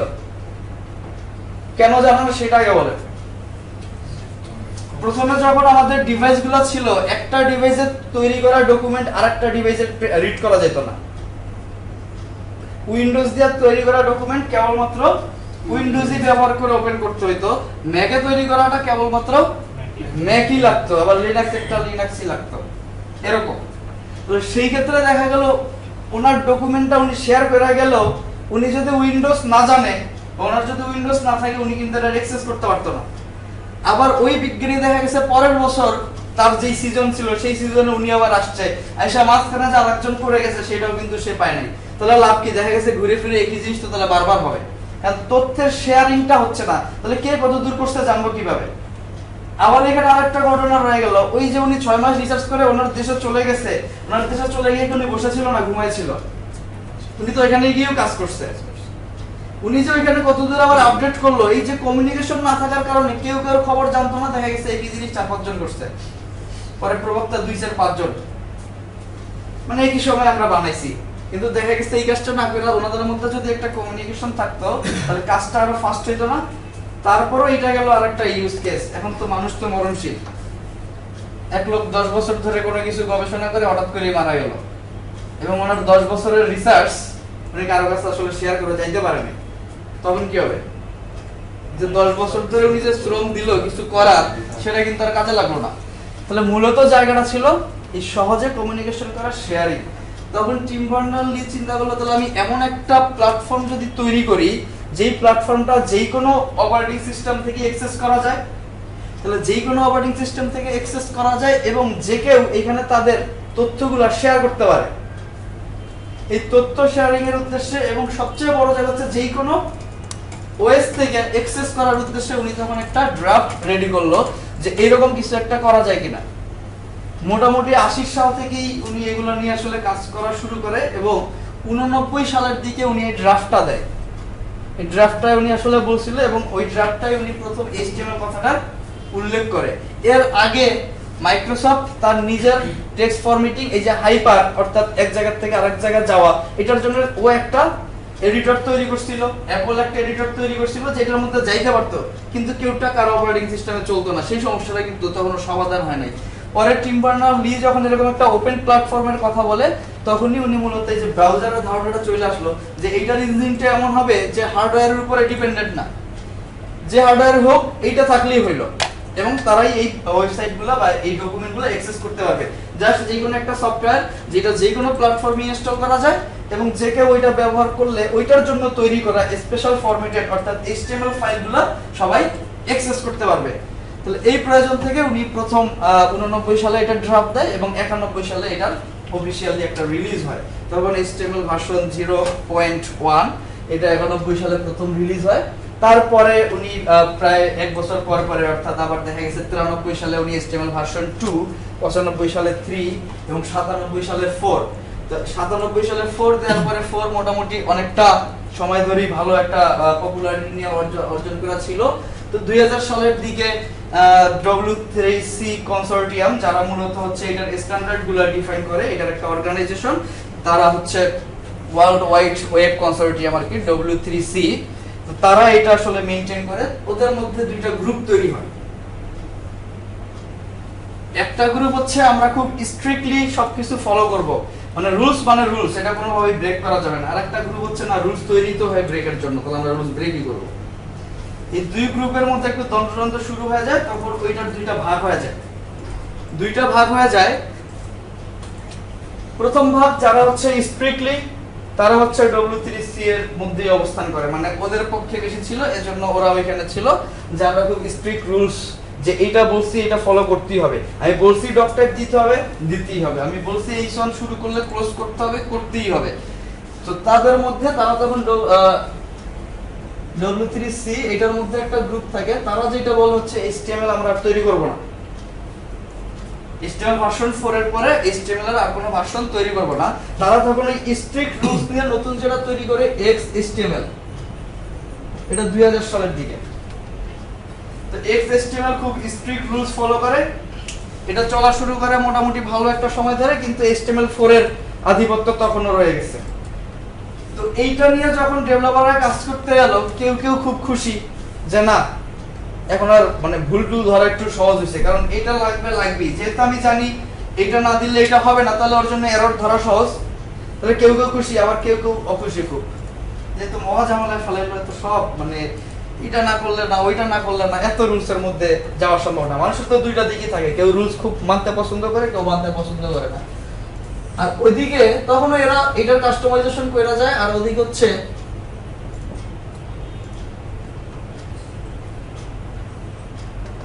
আচ্ছা, ওইদিকে যারা হচ্ছে রুলস ভাঙবে তারা হচ্ছে হোয়াট নামে একটা গ্রুপ তৈরি করে, সেইখানে তারা মূলত HTML এর নতুন একটা ভার্সন নিয়ে কাজ শুরু করে এবং যেটার নাম হচ্ছে HTML5। এবং সময়ের সাথে সাথে তাদের HTML5 এর পপুলারিটি দেখা, মানে তখন দেখা গেল রুলস পালন করতে করতে মানুষজন খুব ফেরা হয়ে গেছে, ডেভেলপাররা যে আর রুলস পালন করা যায় না, তখন তারাও তাদের পক্ষে ভোট দেওয়া শুরু করলো। এবং তাদের পক্ষে ভোট দেওয়া শুরু করার পরে W3C যেটা আবার করলো, ওদের সাথে একটা আবার সমঝোতা আসলো যে না ঠিক আছে, তোমরাও ঠিক আমরাও ঠিক, XHTML ও রাখবো প্রয়োজনের ক্ষেত্রে, কিছু কিছু জায়গায় রুলস অবশ্যই দরকার আছে, কিন্তু তোমাদের যেটা দেখলাম এটা খুব ভালো, এটা আমাদের দরকার, তাহলে তোমরা মোটামুটি আমাদের সাথে আবার যুক্ত হও। তখন ওরা আবার ওদের সাথে যুক্ত হয় এবং ওদের ড্রপটাকে W3C ফাইনাল করে। তাহলে HTML এর মোটামুটি ইতিহাসটা এইভাবেই আমরা টানতে পারি খুব সংক্ষেপে। এখন প্রথম HTML যে ভার্সনটা ছিল, HTML ভার্সনটা মাত্র 20টা ট্যাগ ছিল। ট্যাগগুলো মূলত হচ্ছে মার্কআপ করার জন্য বিভিন্ন সিনট্যাক্স, এগুলো আমরা কোডিং এ চলে আসবো, বাট এখন ওয়ার্ডগুলোর সাথে পরিচয় থাকলো আর কি। তো মাত্র 20টা ট্যাগ ছিল এবং এর ভার্সন 2 যখন আসছে, 20টা ট্যাগের মধ্যে কখনোই ইমেজ টিমেজ অ্যাড করা যেত না। এখন কথা হচ্ছে অনেকগুলো কথার চেয়ে ইমেজ তো অনেক মিনিংফুল, তাই না? একটা ইমেজ দিয়ে অনেক কথা না বলেও বোঝানো যায়। তো সেরকম যদি হয়, ওরা ভাবলো যে না ঠিক আছে, তাহলে ইমেজটা খুব ইম্পর্টেন্ট, শুধু কথা দিয়েই আমাদের কাজ হচ্ছে না। তো সেই ক্ষেত্রে ইমেজটা খুব ইম্পর্টেন্ট এবং ভার্সন 2 তে ওরা ইমেজটা একটা অ্যাড করলো। এর ধারাবাহিকতায় HTML5 মূলত অডিও ভিডিও এগুলার প্রপারলি API কল করছে। HTML4 পর্যন্ত অ্যাড করা যেত, বাট জাভাস্ক্রিপ্টের মাধ্যমে আলাদা প্লাগইন প্ল্যাটফর্ম ব্যবহার করে, HTML এ সরাসরি এগুলা সাপোর্ট ছিল না। আর এদের ধারাবাহিকতায় প্রথমেই দেখলো আস্তে আস্তে কমপ্লেক্স হয়ে যাচ্ছে। প্রথমে চিন্তা করছিল যে HTML মার্কআপ টেক্সট থাকলেই হবে, তারপরে এটা যেহেতু ইমেজ অ্যাড করলো, ইমেজ অ্যাড করার পরে চিন্তা করলো যে একটু সৌন্দর্য নিয়ে কথা বলতে হয়, মানে এবার একটু কিভাবে সুন্দর করে সাজানো যায়। তাহলে সৌন্দর্য নিয়ে সাজাইতে গিয়ে তারা চিন্তা করলো HTML ফাইলের ভিতরেই আসলে ওকে সাজাবার জন্য এত কিছু করতেছি, ফাইলের সাইজটা অনেক বড় হয়ে যাচ্ছে, ফাইলটা অনেক ভারী হয়ে যাচ্ছে এবং এটা মেইনটেইন করাও কঠিন হয়ে যাচ্ছে। কারণ একটা হচ্ছে ডিজাইনের জন্য, একটা হচ্ছে স্ট্রাকচারের জন্য, দুইটা জিনিস আলাদা না। একটা তৈরি করবে আপনার কঙ্কালটা, আর একটা আপনার জামা কাপড়, আলাদা তো অবশ্যই। তাহলে তারা চিন্তা করলো দুইটা যেহেতু আলাদা, ওদেরকে আলাদা করা যায় কিনা। আলাদা করার জন্য এরপরে ওরা একটা স্টাইল শীট নিয়ে আসলো, যেটা হচ্ছে CSS এবং হ্যাঁ CSS। তো স্টাইল শীটটার মধ্যে এরপরে ওরা এটারও কিছু ব্যবহার নিয়ে আসলো। প্রথমে HTML এর ভিতরে ব্যবহার করতো, পরে একই ফাইলে ব্যবহার করতো, দেন একদম হচ্ছে আলাদা ফাইল করছে। ওই যে প্রথমেই ওদের চিন্তা ছিল যে কিভাবে আলাদা করা যায়, আলাদা করে করে ব্যবহার শুরু করে। তো মোটামুটি আরো এই কথাগুলোর সাথে আমরা পরিচিত হব হচ্ছে গিয়ে আমাদের ক্লাসে চলাকালীন সময়। কিন্তু ইতিহাস নিয়ে কারো কোনো যদি কুইরি থাকে সেটা একটু আমরা শেষ করে একটু কোডের দিকে চলে যাব। হ্যাঁ, একটা HTML একটা ভার্সন ছিল না 4.02, ওইটা কি 4? 4.02 ওইটি হচ্ছে 4, মানে আলাদা 4 বলে আসলে নাই, 4.02 ওইটি হচ্ছে 4, মানে 4 এর ড্রাফট আর পাবলিশ যেটা করছে 02 ই পাবলিশ করছে। তার মানে ভাই আমরা HTML এর পূর্বে আমরা এরকম ওয়েব পেজ বা ওয়েব ব্রাউজার এগুলো ইউজ হয় নাই, এগুলা ইউজ হয় না। ওয়ার্ল্ড ওয়াইড ওয়েবটা মূলত ওই যে সেই মেশিন ইন্ডিপেন্ডেন্ট করার উদ্দেশ্য থেকে চলে আসছে। এর আগে ওয়ার্ল্ড ওয়াইড ওয়েবের যে কনসেপ্টটা সেই জায়গায় ছিল, প্রোটোটাইপের ঘটনাটা অন্য ছিল। এবং যেহেতু একটা মেশিনে লেখা ফাইল আরেকটা মেশিনে শেয়ার করা যাইতো না, সেই ক্ষেত্রে ওদের এই যে শেয়ার করারই তো দরকার ছিল না, কারণ জানে এটা সাপোর্ট করবে, এটা করে লাভ কি ওইখান থেকে আর কি। আচ্ছা, আমরা একটু কোডে চলে যাব। কোডে যাওয়ার জন্য HTML করার জন্য আমাদের কি কি লাগবে সেটা আগে বলেন। আচ্ছা, নোটপ্যাড প্লাস প্লাস, হ্যাঁ, সাবলাইম, এই কথাগুলো না বললে আমি যদি একটু জেনারেলাইজ করি তাহলে হচ্ছে একটা টেক্সট এডিটর যেখানে আসলে টেক্সট লেখা যায়, এরকম কিছু একটা লাগবে। এবং HTML যেহেতু সরাসরি ব্রাউজার এক্সিকিউট হয়, অর্থাৎ HTML সিনট্যাক্সের লেখা কোনো কোড সরাসরি ব্রাউজার ওপেন করতে পারে, ব্রাউজার দেখাইতে পারে, তার জন্য আমার এক্সিকিউশনের জন্য লাগবে কি ব্রাউজার। তাহলে আমাদের ব্রাউজার অলরেডি সব জায়গায় আছে এবং কোনো পিসিতে কিছু না থাকলেও যারা উইন্ডোজ ব্যবহার করি তাদের জন্য আছে কি নোটপ্যাড, শুধু নোটপ্যাড, প্লাস প্লাস থাকে না, প্লাস প্লাস ইনস্টল করে নিতে হয়, প্লাস প্লাস ইনস্টল করে নিতে হয়। নোটপ্যাড যেটা বাই ডিফল্ট থাকে, আমরা বাই ডিফল্টে আসলে আগে কথা বলতে যাচ্ছি। তাহলে নোটপ্যাড থাকবে। যারা ইউনিক্স অপারেটর ব্যবহার করে থাকেন তাদের জন্য gedit আছে, যারা ম্যাক ইউজ করেন টেক্সটমেট, এগুলো বাই ডিফল্ট কয়েকটা এডিটর থাকি। আচ্ছা, তাহলে প্রথমে কথা হচ্ছে আমি HTML বারবারই বলতেছিলাম ফাইল তৈরি করব, তাই না? HTML ফাইল তৈরি করব। তাহলে HTML ফাইল যেহেতু বলতেছি, প্রত্যেকটা ফাইল আমরা যারা ওয়ার্ডে কাজ করছি, টেক্সট নোটপ্যাডে কাজ করছি, প্রত্যেকটা ফাইলের একটা আলাদা চেনার উপায় থাকে না, যেটাকে সাধারণত বলে থাকে হচ্ছে এক্সটেনশন, তাই তো? কিন্তু বেসিক্যালি এক্সটেনশন বলে কিছু নাই, এক্সটেনশন বলে বেসিক্যালি কিছু নাই। এটা হচ্ছে ফাইল চেনার একটা ওয়ে, বাট উইন্ডোজ এটাকে আসলে এক্সটেনশন বলে, উইন্ডোজ এটাকে এক্সটেনশন বলে। তাহলে দেখা যায় টেক্সটের ক্ষেত্রে হচ্ছে txt থাকে, মাইক্রোসফট ডকস এর ক্ষেত্রে ডকস ডক এরকম থাকে, তারপর হচ্ছে পিডিএফ এর ক্ষেত্রে ডট পিডিএফ, এই ধরনের দেখা যায় একটা ডট, তারপরে ওইটা যে ধরনের ফাইল তার একটা ফরম্যাট থাকে। তাহলে HTML ফাইলের কথা বলতেছি, সেরকম কিছু থাকা উচিত না? HTML এর জন্য কি থাকতে পারে বলেন তো, যে আমরা কিভাবে চিনবো এটা HTML, তাহলে ডট HTML।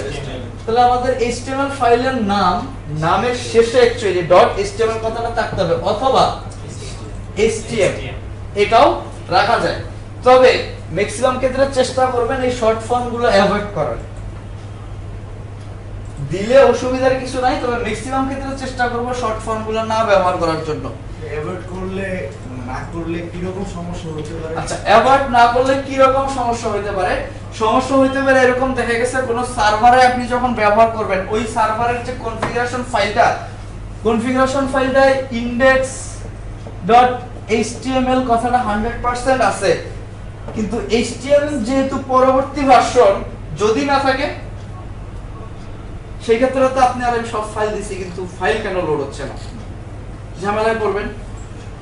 আর তারপরে এখন মডার্ন ব্রাউজার কোনো ঝামেলা করবে না, কিন্তু যদি আপনার কোনো ইউজার ওল্ড ব্রাউজার ব্যবহার করে থাকে, ওইটাতে এটার সাপোর্ট নাই, সেই ক্ষেত্রে ফুল ফর্ম ব্যবহার করা হচ্ছে আমরা রিস্ক ফ্রি থাকলাম। মানে শুধু আমরা রিস্ক নিব কেন, জেনে শুনে রিস্ক নেওয়ার তো দরকার নাই। তাহলে এটা আপনি যে কোনো একটা ফাইল লেখেন,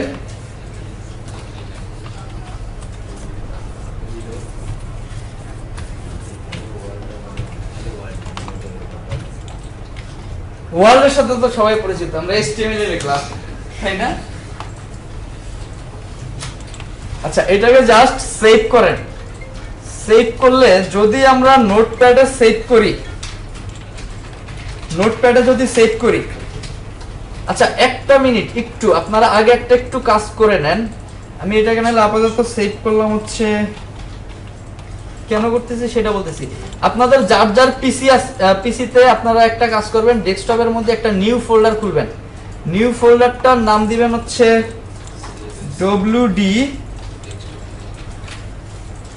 WD কি দিবেন বলেন? 36। এই WD 36 এর মধ্যেই আমরা হয়তো পিসি আমাদের ফিক্সড না, কিন্তু এখন থেকে সবাই খেয়াল করব এই ফোল্ডারটা ফিক্সড।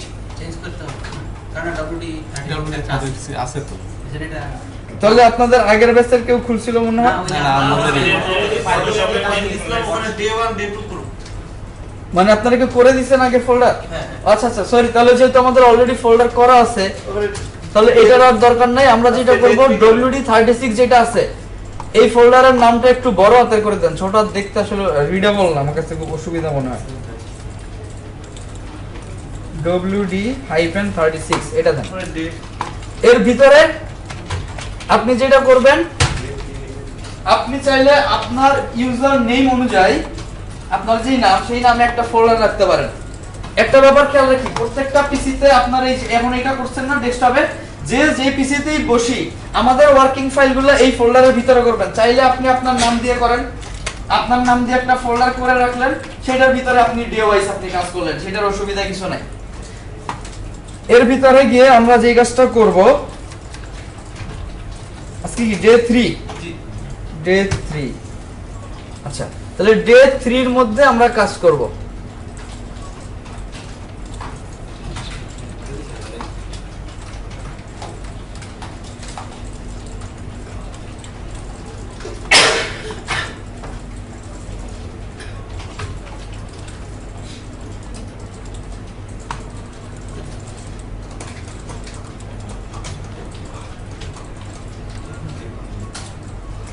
আর যারা আগে অন্য এডিটর ব্যবহার করছি তারা চাইলে অন্য এডিটর ব্যবহার করতে পারেন, বাট সবাই একটু চেষ্টা করব প্রথম 2টা ক্লাস একটু নোটপ্যাডটাই মানে জাস্ট নোটপ্যাডটা ব্যবহার করতে, নোটপ্যাড প্লাস প্লাসও না। কারণ হচ্ছে একটু টাইপের সাথে পরিচিত হইতে, কারণ এডিটর শিখলে আপনারা টাইপ করবেন না, হ্যাঁ ইভেন আমরাও করব না, একটা টাইমে করবেই না, এটা তো টাইম কনজিউমিং, নাইলে এডিটর কেন ব্যবহার করব। কিন্তু ঘটনা হচ্ছে প্রথমে যদি টাইপটার সাথে একটু পরিচিত না হন তাহলে ডিবাগ করতে পারবেন না, ডিবাগ করতে খুব প্রবলেম হবে, কারণ আপনার ভিতরে কনসেপ্টটা আসবে না। এডিটর যখন আপনাকে অটোমেটেড ভাবে সব করে দিচ্ছে তখন কিন্তু এটা আপনার ভিতরে থাকবে না, হঠাৎ করে দেখলে আপনি বুঝতে পারবেন না কি হয়েছে। কিন্তু বাগ ফিক্সের জন্য এই হঠাৎ করে বোঝাটা খুব ইম্পর্টেন্ট যে আসলে কি হচ্ছে। তাহলে আমরা যেটা করতেছিলাম আসলে লিখছিলাম হচ্ছে হ্যালো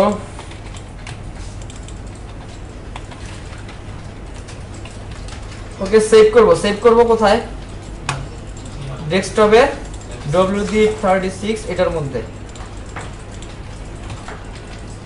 আচ্ছা ওয়েবের রুট ফাইল মানে যেখান থেকে আপনি শুরু করবেন, সাধারণত এই ফাইলের নাম অর্থাৎ যেই ফাইল থেকে আপনি প্রথম কাজ করা শুরু করতেছেন এই ফাইলের নাম সাধারণত ইনডেক্স দেওয়া হয়। তার মানে এটা না যে ইনডেক্স দিতেই হবে, কিন্তু সার্ভারে যখন দিবেন তখন ইনডেক্সটা খুব ইম্পর্টেন্ট, যদি সার্ভার আপনি নিজে কনফিগার করে না নেন। কারণ সার্ভার ডিফল্ট ভাবে চিনে হচ্ছে ইনডেক্সকে, ডিফল্টকে এবং হোমকে, এই 3টা পেজকে সে চিনে। সে বুঝে যে এই সার্ভারে গেলে ওই যে আপনাদের প্রথম যেই আমরা যখন ডোমেইনে যাচ্ছি গেলে যেই পেজটা আসতেছে ওই পেজটা আসার কারণ হচ্ছে ওই index.html নামই আছে, অন্য নামে থাকলে আসতো না।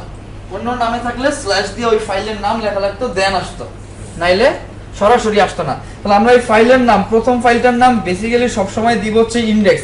ডিফল্ট বা হোম দেয়া যায় কিন্তু সেটা দিব না, ওইটা খুব বেশি কমন না।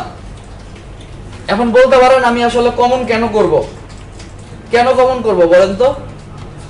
কমন করার উদ্দেশ্য কি? User friendly. আর যেহেতু কোডের কথা বলতেছি সেজন্য হচ্ছে ডেভেলপার ফ্রেন্ডলি। আপনার এই প্রজেক্টে আরেকজন কাজ করতে পারে না, এখন তার যদি আপনাকে ফোন করে জিজ্ঞেস করতে হয় যে বন্ধু প্রথম পেজটা কোথায়, এটা কোন পেজ, বিরক্তিকর না? তার চেয়ে আপনি মানে সবাই জানি আমরা যে প্রথম পেজটা ইনডেক্স থাকার অর্থ হচ্ছে প্রথম পেজ, তাহলে সে কিন্তু আপনাকে আপনার সাথে কমিউনিকেট করা লাগলো না, সে বুঝে, তাহলে এটা ডেভেলপার ফ্রেন্ডলি হচ্ছে। বা নরমাল যারা ইউজার যাদের একটু এর সম্পর্কে ধারণা আছে তারাও তখন আসলে দেখলে বুঝতে পারবে, কারণ এই কনসেপ্টটা চলেই যায় যে প্রথম পেজটা ইনডেক্স হয়। আচ্ছা তাহলে এটা দিলাম, আমি আপাতত টেক্সট ফরম্যাটই সেভ করলাম .txt, আমি HTML বানাইলাম না। এখন আমি আসলে ওকে চাচ্ছি ব্রাউজারে ওপেন করতে, কি হবে বলেন তো? ব্রাউজারে ওপেন করলে নিবে না, দেখি কি হয় আসলে। কি আসছে? হ্যালো HTML আসছে না? আসছে। বর্তমান ব্রাউজার যথেষ্ট স্মার্ট, HTML ফাইলে যা হইতে হবে সেটা তার জন্য ইম্পর্টেন্ট না, সে সবকিছুই করতে পারে।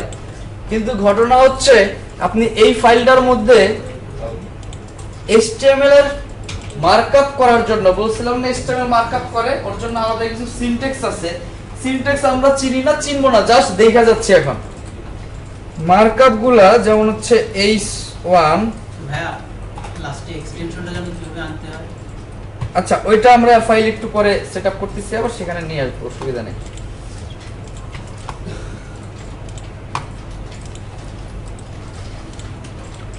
আমরা এইভাবে একটু সেভ করি, এবার আবার একটু রিলোড দেই, কি আসছে? যা লিখছি সব চলে আসছে না? কিন্তু এই লেখাটাই এবার আমরা আসলে ব্রাউজারে দেখতে চাচ্ছি HTML এর মতো করে, তাহলে আমরা একটু এটাকে একটু রিনেম করে দিয়ে আসি, একটু রিনেম করি, জাস্ট txt এর জায়গায় HTML এই কথাটা লিখলাম,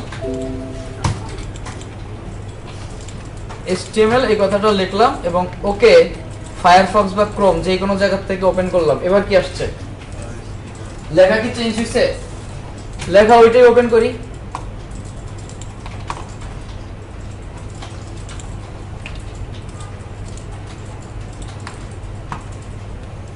লেখা তো আমি যা লিখছিলাম তাই আছে, কিন্তু আমার ব্রাউজারে যখন আমি জাস্ট HTML কথাটা বললাম তখন নতুন কিছু আসছে, জাস্ট ভিতরের ওই যে নতুন দুইটা আমি অ্যাঙ্গেল ব্র্যাকেটের মাঝখানে যে কন্টেন্টটুকু লিখছি জাস্ট হ্যালো HTML কথাটা সেটা আসছে, এবং এইবার একটা আলাদা ফরম্যাটিং হইছে, একটু বোল্ড একটু বড় এই টাইপের আসছে না?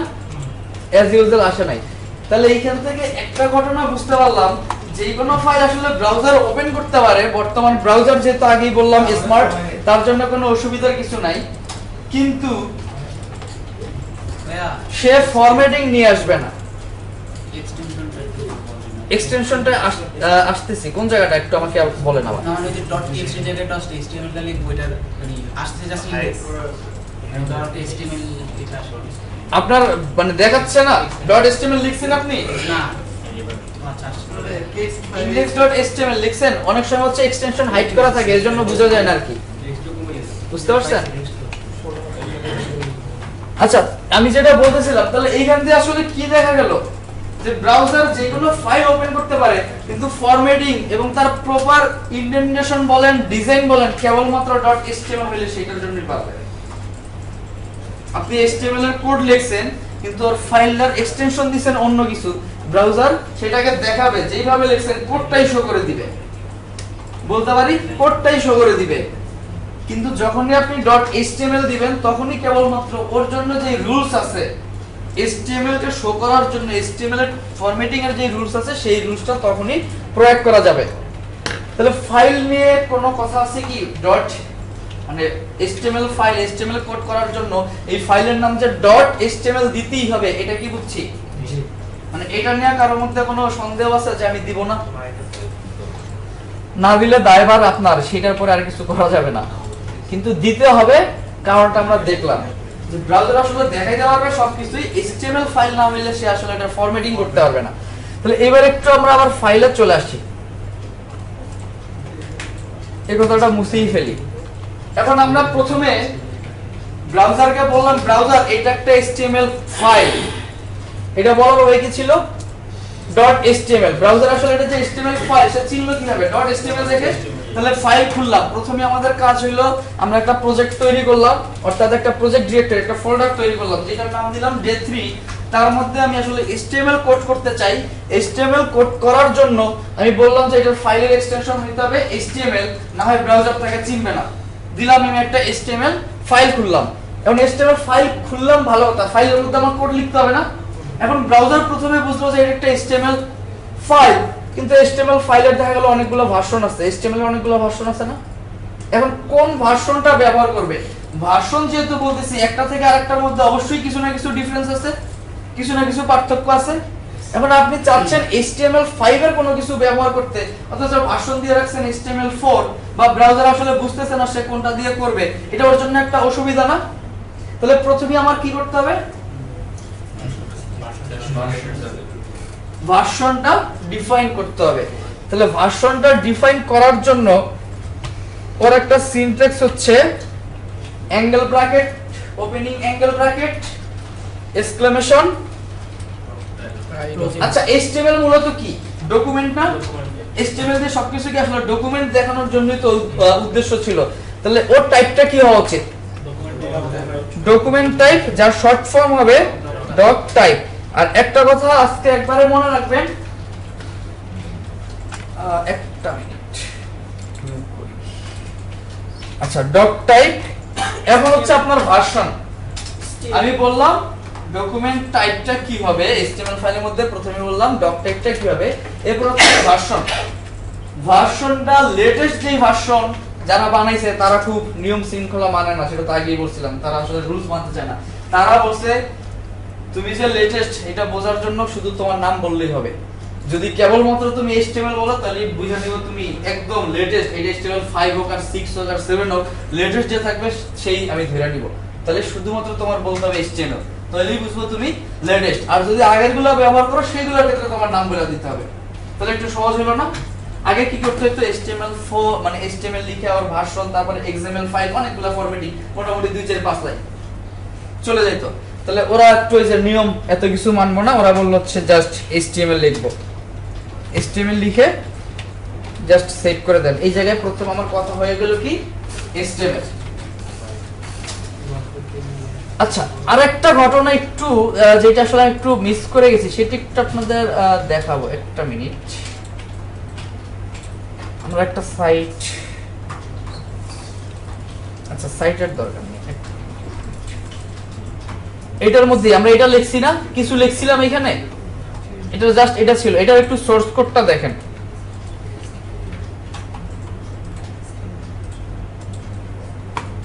আচ্ছা, এটার মধ্যে তো আসলে লেখাটা নাই, এটা একটু লিখে দিই।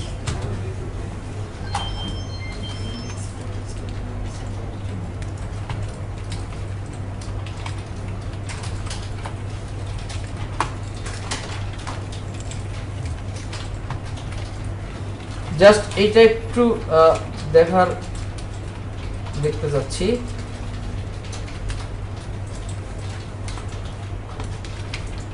দেখেন আমি এখানে লিখছি কি, জাস্ট ডট টাইপ লেখা ছিল, আর এখানে আমার সোর্সে কি দেখাইছে আসলে।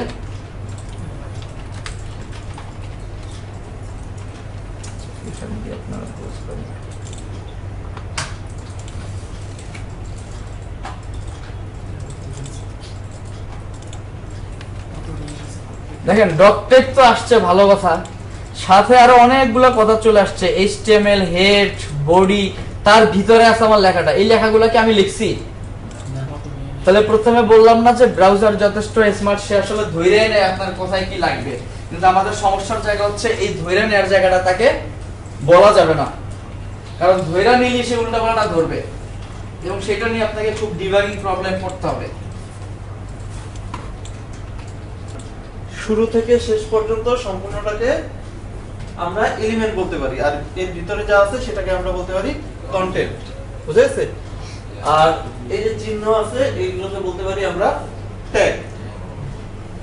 তো এর ভিতরে যে যেটা আছে h1, এটাকে আমরা কি বলতে পারি তাহলে? ট্যাগ নেম বলতে পারি। এখানে যেহেতু আমার ট্যাগের নামটা ডিফাইন করতেছে, যেমন h1, h2, html, ঠিক আছে, এগুলোকে ট্যাগ নেম বলতে পারি। তো আমরা যখন কাজ করব দেখব পরে যে কিছু কিছু ট্যাগ এর স্টার্টিং পয়েন্ট আছে, আবার ইনক্লোজ করতে হয়, সবগুলোই বন্ধ করতে হয়, অনেকগুলোই, আবার কিছু আছে বন্ধ করা প্রয়োজন হয় না, ঠিক আছে। তো যাই হোক, এগুলো মূলত ট্যাগ। তো HTML শুরু করার জন্য আমাদের যেটা করা লাগবে, তো মিম ভাই তো বললোই যে ডক টাইপ HTML5 মানে কি বোঝায়? সবসময় এটা দিয়ে বোঝায় যে সবসময় লেটেস্ট ভার্সন। এখন যেটা চলতেছে HTML5।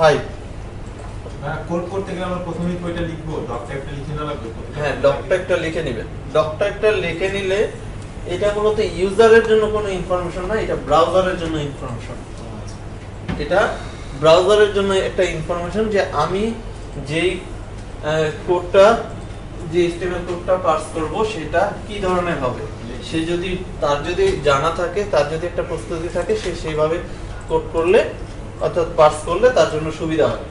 হ্যাঁ, তো আপনি আর অন্যান্য ভার্সন যদি লিখতে চান, যেমন HTML4 বা 4 দিতে চান, তখন আবার ভার্সনটা উল্লেখ করতে হয়। তো আমাদের উল্লেখের দিকে যাব না, মূলত আমাদের যেহেতু যা করব HTML5 এ করব, আর এখন থেকে যা আগামীতে যাই করবেন আমরা তো আর পিছাবো না। আমরা কি পিছনের দিকে যাব না, আমরা সামনের দিকে আগাবো। অতএব আমরা ডক টাইপ HTML। তো এখানে মূলত লেখার সময় সাধারণভাবে যেটা করি, এভাবে লিখি না, শুধু ডক টাইপটাই, যতগুলো ট্যাগ আছে এর মধ্যে দেখবেন যে ডক টাইপটা ক্যাপিটাল লেটারে লেখা হয়, ঠিক আছে, এভাবে লেখা হয়, দেখবেন, ঠিক আছে, ডক টাইপ HTML। বাকি যত ট্যাগ আছে সবগুলোই আমরা লিখি স্মলার লেটার। আচ্ছা, এরপরে দেখতেই পাচ্ছেন যে সম্পূর্ণটাই আমার HTML এর যা লিখবো সবগুলোই দুইটা ট্যাগের মধ্যে থাকবে। সেই দুইটা কি ট্যাগ? HTML। আমরা যাই লিখবো এখানে এরকম থাকবে যে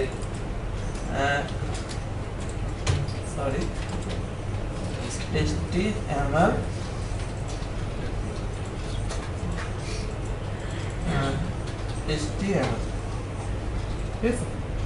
তাহলে এখান থেকে এটা দিয়ে কি বোঝায় যে HTML ট্যাগটা শুরু হয়েছে, আর স্ল্যাশ HTML দিয়ে কি বোঝায় এই ট্যাগটা শেষ হয়েছে, ক্লোজ হয়েছে।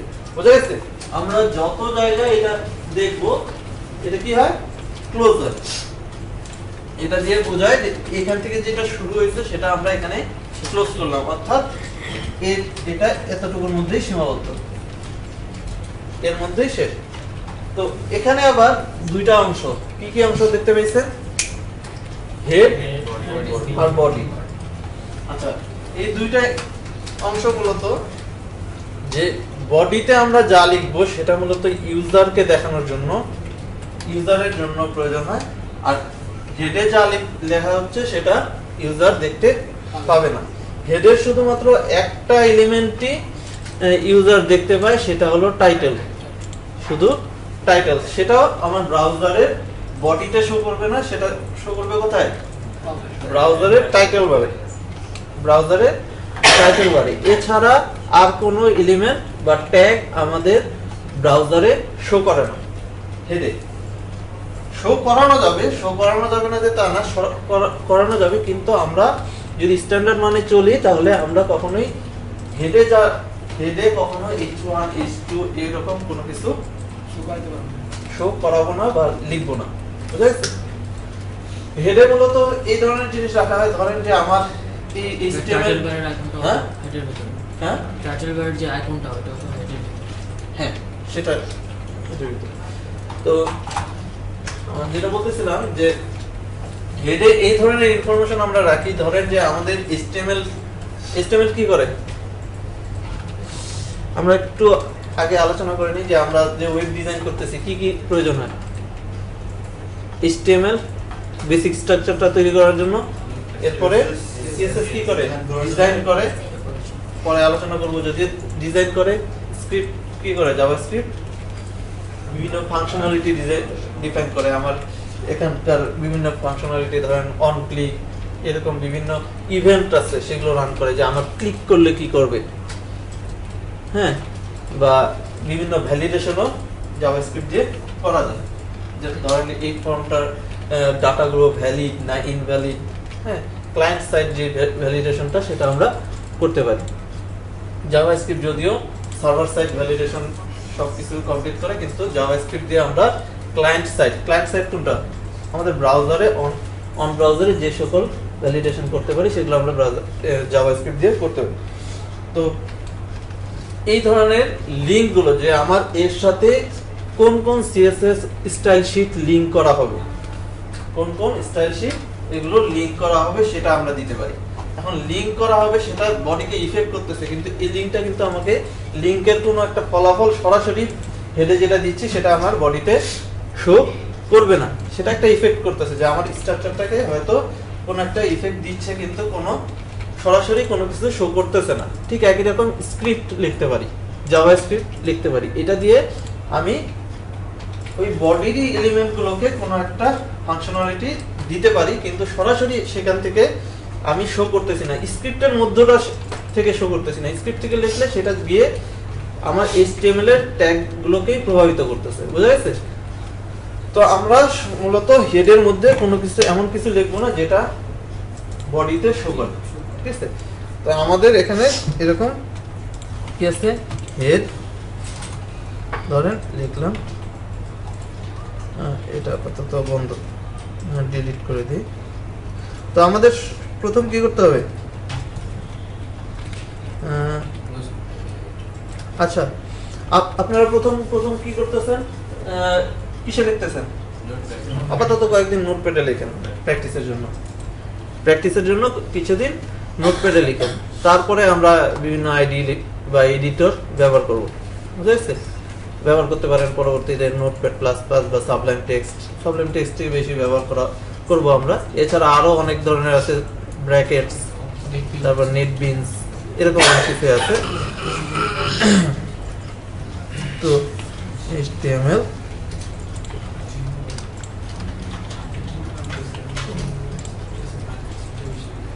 আচ্ছা, এখানে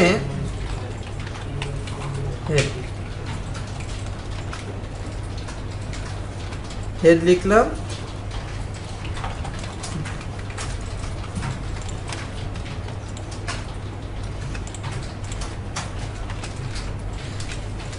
তাহলে আমাদের এখানে মূলত দুইটা অংশ। প্রথমেই ডক টাইপ লিখলাম। এই ডক টাইপটা মূলত ইউজারের কোনো ইনফরমেশন নয়, এটা ব্রাউজারকে ইনফর্ম করার জন্য যে এটা আমি কি রকম কি ফরম্যাটে HTML এর কোন ভার্সনটা ব্যবহার করছি। এরপরেই আমার HTML ট্যাগ দিয়ে শুরু করলাম যে আমার HTML এর সবকিছুই এর মধ্যে থাকবে। এখন এটার আবার দুইটা অংশ কি কি? একটা হলো হেড আর একটা হলো বডি। হেডের মধ্যে মূলত ইউজারের জন্য, অর্থাৎ এই যে ব্রাউজ করবে এই ওয়েব পেজটা, তার জন্য সরাসরি তাকে কোনো কিছু শো করবে না, শুধু টাইটেলটা ছাড়া অন্য কিছু শো করবে না।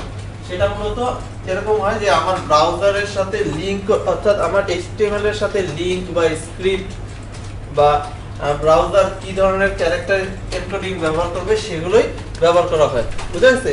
আর বডিতে মূলত আমরা ব্যবহার করি যে সকল এলিমেন্ট আমার ব্রাউজারের বডিতে আমি দেখাইতে যাচ্ছি ইউজারকে, অর্থাৎ যাকে আমি তথ্যগুলো সার্ভ করতেছি তাকে আমি কি কি শো করাইতে চাচ্ছি সেটা আমরা দিব কোথায়? বডিতে। আর হেডের শুধুমাত্র একটা ট্যাগই ব্যবহার করা হয় যেটা আমি আমার ইউজার দেখতে পাবে, সেটা হলো টাইটেল, বুঝেছে?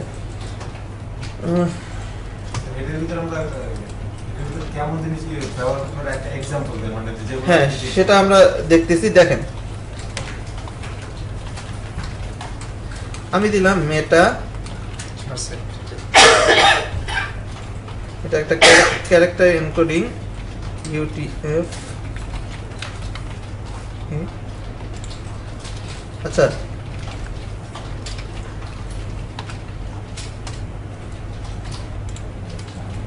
আপনারা তো H1 এর কাজটা দেখছেন তাই না? আচ্ছা, আমি পি দিলাম, ধরেন ইয়াটা একটু ছোট করেন, ফন্ট সাইজটা ছোট করে দেন, এত বড় দরকার নেই, নিচে আসলে দেখা যাবে। আচ্ছা, নোটপ্যাডের ইয়া কি জুম ইন রিমোট?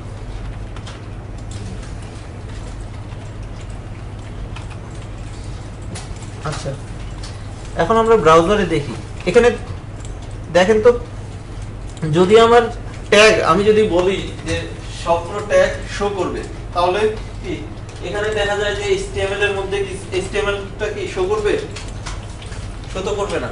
বা হেড ট্যাগের মধ্যে যা আছে, হেড ট্যাগের মধ্যে কি আছে? মেটা আছে।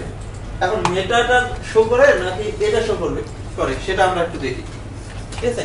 মেটাতে কি লিখছি? UTF-8। এখন আমি যদি এটা রান করি, কি দেখাচ্ছে আমাকে? মূলত বডির মধ্যে প্যারাগ্রাফ যেটা লিখছি সেটা শো করতেছে। আচ্ছা, আমি এখানে দেখেন আরেকটা জিনিস লিখতেছি। হেডে যেটা যায় এরকম একটা ট্যাগ হলো টাইটেল।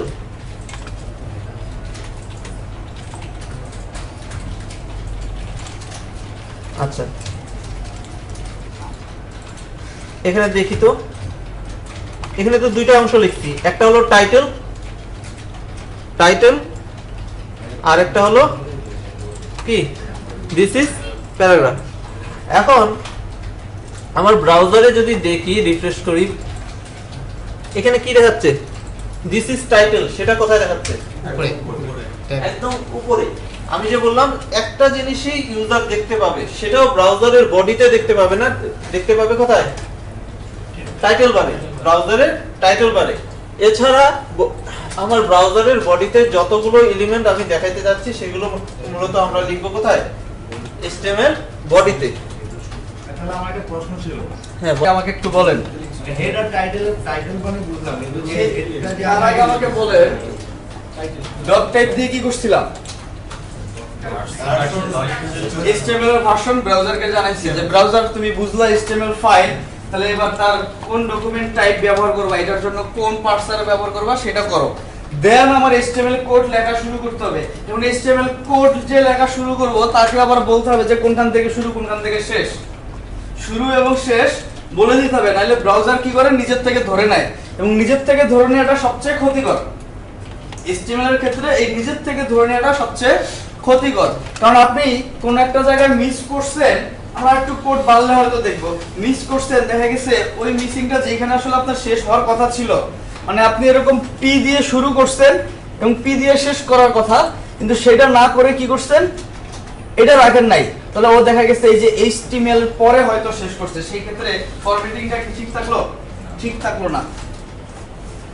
একটু এই জায়গাগুলোর থেকে আবার একটু বেরোয় আসবো, তাহলে HTML বডি মানে HTML যে কথাটা বললাম, HTML শুরু এবং শেষ। তাহলে একটা ঘটনা এখান দিয়ে বুঝে গেছি যে HTML এর যে কোনো এলিমেন্ট লেখার জন্য তার একটা শুরু থাকবে এবং শেষ থাকবে। শুরুটা কি রকম থাকে?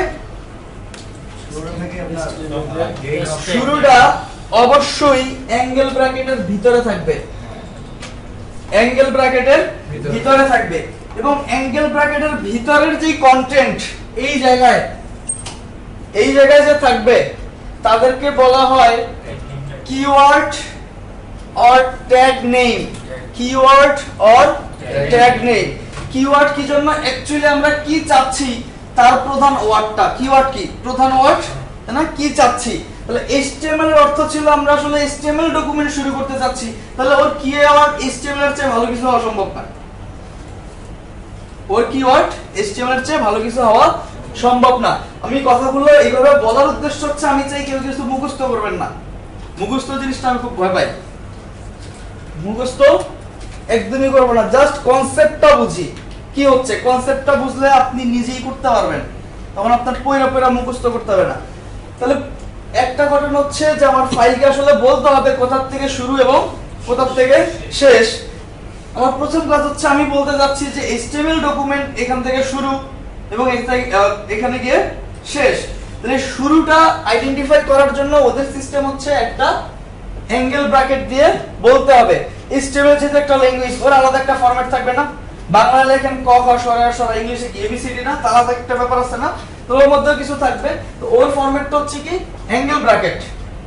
এরপর হচ্ছে আমি কি শুরু করতে যাচ্ছি তার একটা কিওয়ার্ড, এলিমেন্টের নেম অথবা ট্যাগের নেম।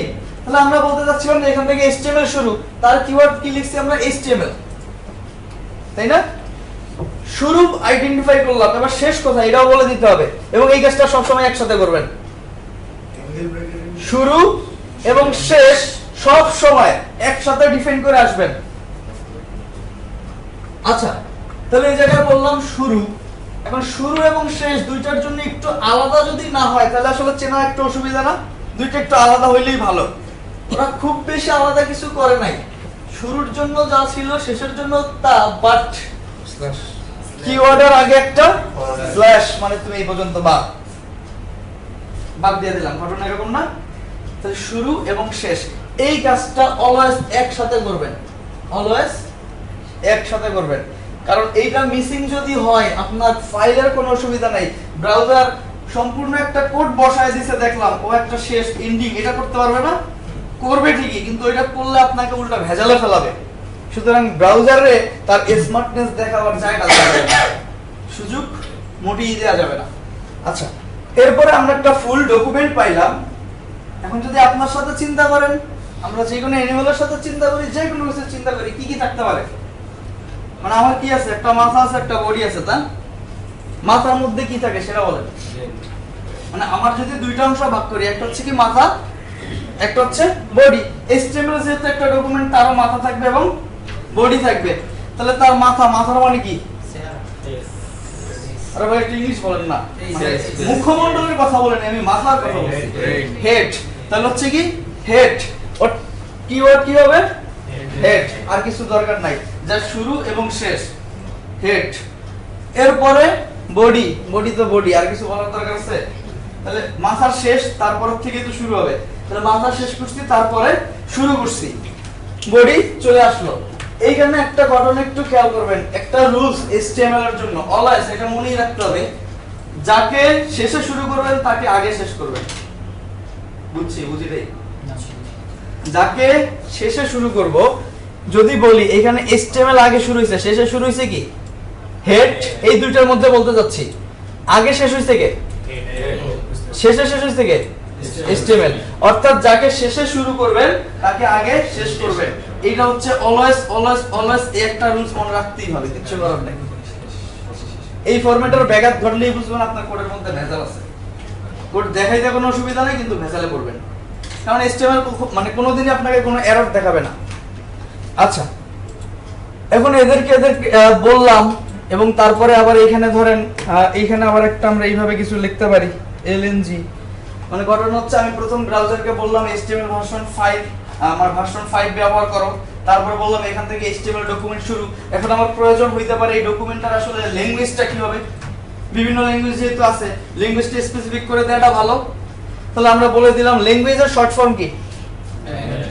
আর একটা কথা একবারে একটু মনে রাখবেন, যে কোনো কিছুর কিওয়ার্ডগুলো অবশ্যই হয় ওর ফুল নেম, না হয় ওর শর্ট নেম। মানে আকাশ থেকে কোনো কিছু আসবে না। আমরা অ্যাজ ইউজুয়াল যে কথাগুলো ব্যবহার করি, আমরা ভাষা মানে ল্যাঙ্গুয়েজকে ল্যাঙ্গুয়েজই বলি, ল্যাঙ্গুয়েজের শর্ট ফর্ম আসবে, না হয় ফুল ফর্ম আসবে। আমরা প্যারাগ্রাফকে প্যারাগ্রাফ বলি, হয় এটা ফুল প্যারাগ্রাফ আসবে, না হয় শর্ট ফর্ম আসবে। এই দুইটা ফরম্যাটের যে কোনো একটা ফরম্যাটে আপনি পড়ে যাবে, এবং ম্যাক্সিমাম ক্ষেত্রে হয় কি শর্ট ফরম্যাট। যদি দেখা যায় যে একই ফরম্যাট আরেক জায়গায় আছে, সেই ক্ষেত্রে ফুল ফরম্যাট চলে আসে। এটা আমরা দেখব অন্য জায়গায়।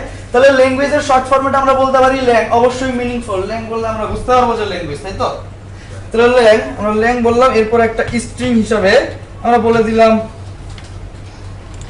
ইংলিশ। ইংলিশের শর্ট ফর্ম কি? ইএল লেখা যায় না? তাহলে লিখলাম। এখন ঘটনা হচ্ছে এইটা একটা বললাম প্রথমে যে এইটা হচ্ছে একটা কিওয়ার্ড, এই ভিতরের অংশটুকু, এবং প্রথম থেকে বলতেছিলাম ট্যাগ। ট্যাগ কথা বলছিলাম, ট্যাগ কোনটা? Head body. তাহলে আমি কিওয়ার্ড বললাম, আবার বললাম যে এলিমেন্ট নেই অথবা কিওয়ার্ড নেই। ট্যাগ নেম বললাম, ট্যাগ তো বলি নাই, ট্যাগ নেম বলছিলাম। তাহলে ট্যাগ কোনটা? দুইটা ব্র্যাকেটের ভিতরে যেটা যায়, পুরো ব্র্যাকেটের ভিতরে যা আছে সব কিছু যায়, এক একটা ট্যাগ। ব্র্যাকেটটা সহ, অ্যাঙ্গুলার ব্র্যাকেটটা সহ যেটা এটা এক্স্যাক্টলি। অর্থাৎ ট্যাগ আমরা তখনই বলবো যখন সে এই অ্যাঙ্গেল ব্র্যাকেট সহ থাকবে, অ্যাঙ্গেল ব্র্যাকেট সহ থাকবে, তখনই আমরা বলতেছি তাকে ট্যাগ। এবং ট্যাগের অবশ্যই একটা শুরু এবং একটা শেষ থাকবে। তবে কিছু কিছু জায়গায় এক্সেপশন আছে, এক্সেপশনগুলো আমরা আস্তে আস্তে দেখব, যেগুলোকে বলা হচ্ছে এমটি ট্যাগ, অর্থাৎ তার শুধু শুরু আছে, শেষ আর ডিফাইন করতে হয় না। তার মানে এটা না যে শেষ নাই, শেষ ডিফাইন করতে হয় না। আচ্ছা, তাহলে এর মাঝখানে যা কিছু থাকবে তাকে কি বলবো? তার মাঝখানে যা কিছু থাকবে সেটা হচ্ছে কন্টেন্ট। মূলত আমরা যা কিছু দেখতে চাই, যেটা দিয়ে আমাদের ওয়েবসাইট তৈরি করতে চাই, যেটা আমাদের উদ্দেশ্য, সেটা হচ্ছে কি কন্টেন্ট। আর এই যে হেড বলেন, প্যারাগ্রাফ বললাম, যত ট্যাগ যতগুলি আছে, এগুলোর উদ্দেশ্য কি? ওকে একটা স্ট্রাকচার প্রদান করা, ওকে একটু সাজানো, ওকে একটা মিনিংফুল অর্থে দাঁড় করানো। সাজানোর চেয়ে বড় ব্যাপার হচ্ছে কি ওকে একটা মিনিংফুল অর্থে দাঁড় করানো। আচ্ছা, তাহলে হেড, হেডের কথা বলতেছিলাম, তার আগে আবার একটু বলে রাখি, এই জায়গাটা কি? ল্যাঙ্গুয়েজ। কিন্তু অ্যাঙ্গেল ব্র্যাকেটের মধ্যে যখন ট্যাগ নেম থাকে তখন বলছিলাম ট্যাগ। এখন ওই ট্যাগের সাথে স্পেস দিয়ে অন্য একটা কথা লিখছি, এটার আলাদা করে নাম থাকবে না? এটাকে বলা হচ্ছে অ্যাট্রিবিউট। HTML এর ক্ষেত্রে তিনটা জিনিস মনে রাখতে হবে, tag, element, attribute. Tag, element, attribute, আর কিছু নাই HTML এ। এই তিনটা পারেন, সব পারেন। এই তিনটা পারবেন, সব পারবেন। অ্যাট্রিবিউটটা হচ্ছে ভাই ইন। হ্যাঁ, ল্যাং একটা অ্যাট্রিবিউট, বাট এই ধরনের অসংখ্য অ্যাট্রিবিউট আছে। অ্যাকচুয়ালি আপনি HTML এর প্রত্যেকটা এলিমেন্টকে একটা অবজেক্ট চিন্তা করতে পারেন। অবজেক্ট বুঝি আমরা, এই যে আপনি, আমি, মানুষ, যা কিছু আছে সবকিছুই অবজেক্ট। চেয়ার, টেবিল সবকিছুই অবজেক্ট। যার কিছু বৈশিষ্ট্য আছে, যার কিছু করার ক্ষমতা আছে, কিছু বৈশিষ্ট্য এবং অ্যাকশন। আমার বৈশিষ্ট্য যেমন কি রকম, আপনি, আমি, মানুষ যেহেতু বললাম অবজেক্ট, আমার একটা রং আছে, তাই না? ওজন আছে, যাই হোক সবকিছু, হাত পা অনেক কিছু আছে, এগুলো আমার বৈশিষ্ট্য। আর আমার অ্যাকশন কি? আমি আপনাদের সাথে কথা বলতেছি, হাঁটা চলা করতেছি, এগুলো হচ্ছে আমার অ্যাকশন। তাহলে আমি একটা অবজেক্ট। HTML এর সবকিছুই, প্রত্যেকটা এলিমেন্টকে একটা অবজেক্ট চিন্তা করতে পারেন। চিন্তা করলে কি হচ্ছে, আপনার কাজ করা বুঝতে সুবিধা হবে। এখন অ্যাট্রিবিউটটা তাহলে কি কাজে ব্যবহার করব? ট্যাগ দিয়ে বুঝলাম যে আমার এলিমেন্টটা ডিফাইন করলাম, তার শুরু শেষ এগুলা আইডেন্টিফাই করলাম। তাহলে অ্যাট্রিবিউট আসলে কি কাজে ব্যবহার করা হয়? বৈশিষ্ট্য। অ্যাট্রিবিউট গুলা হচ্ছে এই যে আমার কিছু অবজেক্টের কিছু বৈশিষ্ট্য আছে, এই বিভিন্ন বৈশিষ্ট্যগুলোর পরিবর্তন করা লাগতে পারে না, নিজের মতো মডিফাই করা লাগতে পারে না। তাহলে একটা ওয়ে থাকতে হবে এই বৈশিষ্ট্য মডিফাই করার জন্য, পরিবর্তন করার জন্য যে মানে এলিমেন্টগুলো ব্যবহার করে সেগুলো হচ্ছে কি অ্যাট্রিবিউট। ল্যাঙ্গুয়েজ ওর একটা বৈশিষ্ট্য না? কোন ভাষা যদি হয় ল্যাঙ্গুয়েজ অবশ্যই তার একটা বৈশিষ্ট্য, তাই তো? কথাটা যদি অ্যাপ্রোপ্রিয়েট হয় নাই।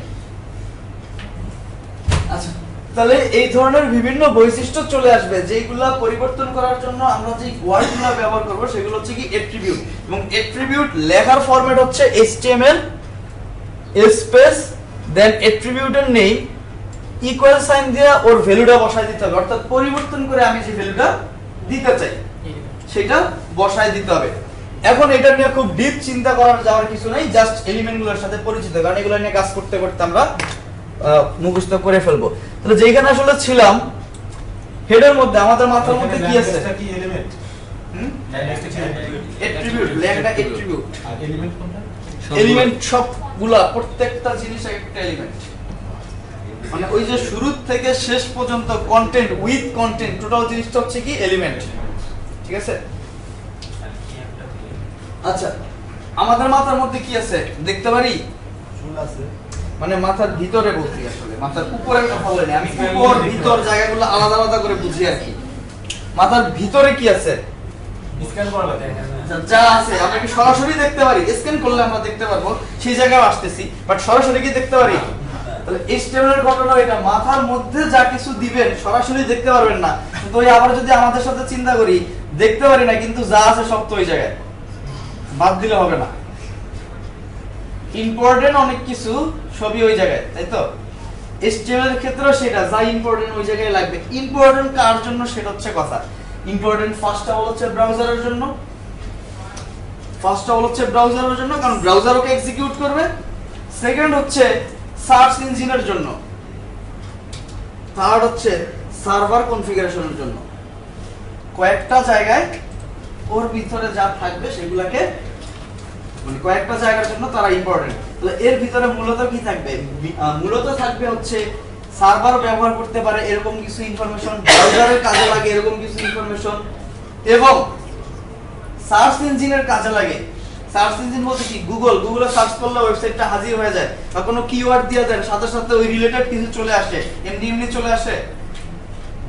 গুগল কোনো না কোনো মাধ্যমে তথ্যগুলো জানে, তার জন্যই তো চলে আসে। ওকে জানতে সাহায্য করবে এরকম ইনফরমেশনগুলো মূলত থাকবে সবকিছু হেডের মধ্যে। তাহলে হেডের মধ্যে মূলত যেহেতু বললাম ইনফরমেশন, ওর এইগুলাকে বলা হয় মেটা ডাটা। আর যদি ওর ট্যাগটাকে বলি, ট্যাগটা হচ্ছে মেটা ট্যাগ, অবশ্যই এটা একটা এমটি ট্যাগ। তাহলে এই মেটা ডাটাগুলো দেওয়ার জন্য আমাদের কি ব্যবহার করতে হবে? একটা মেটা,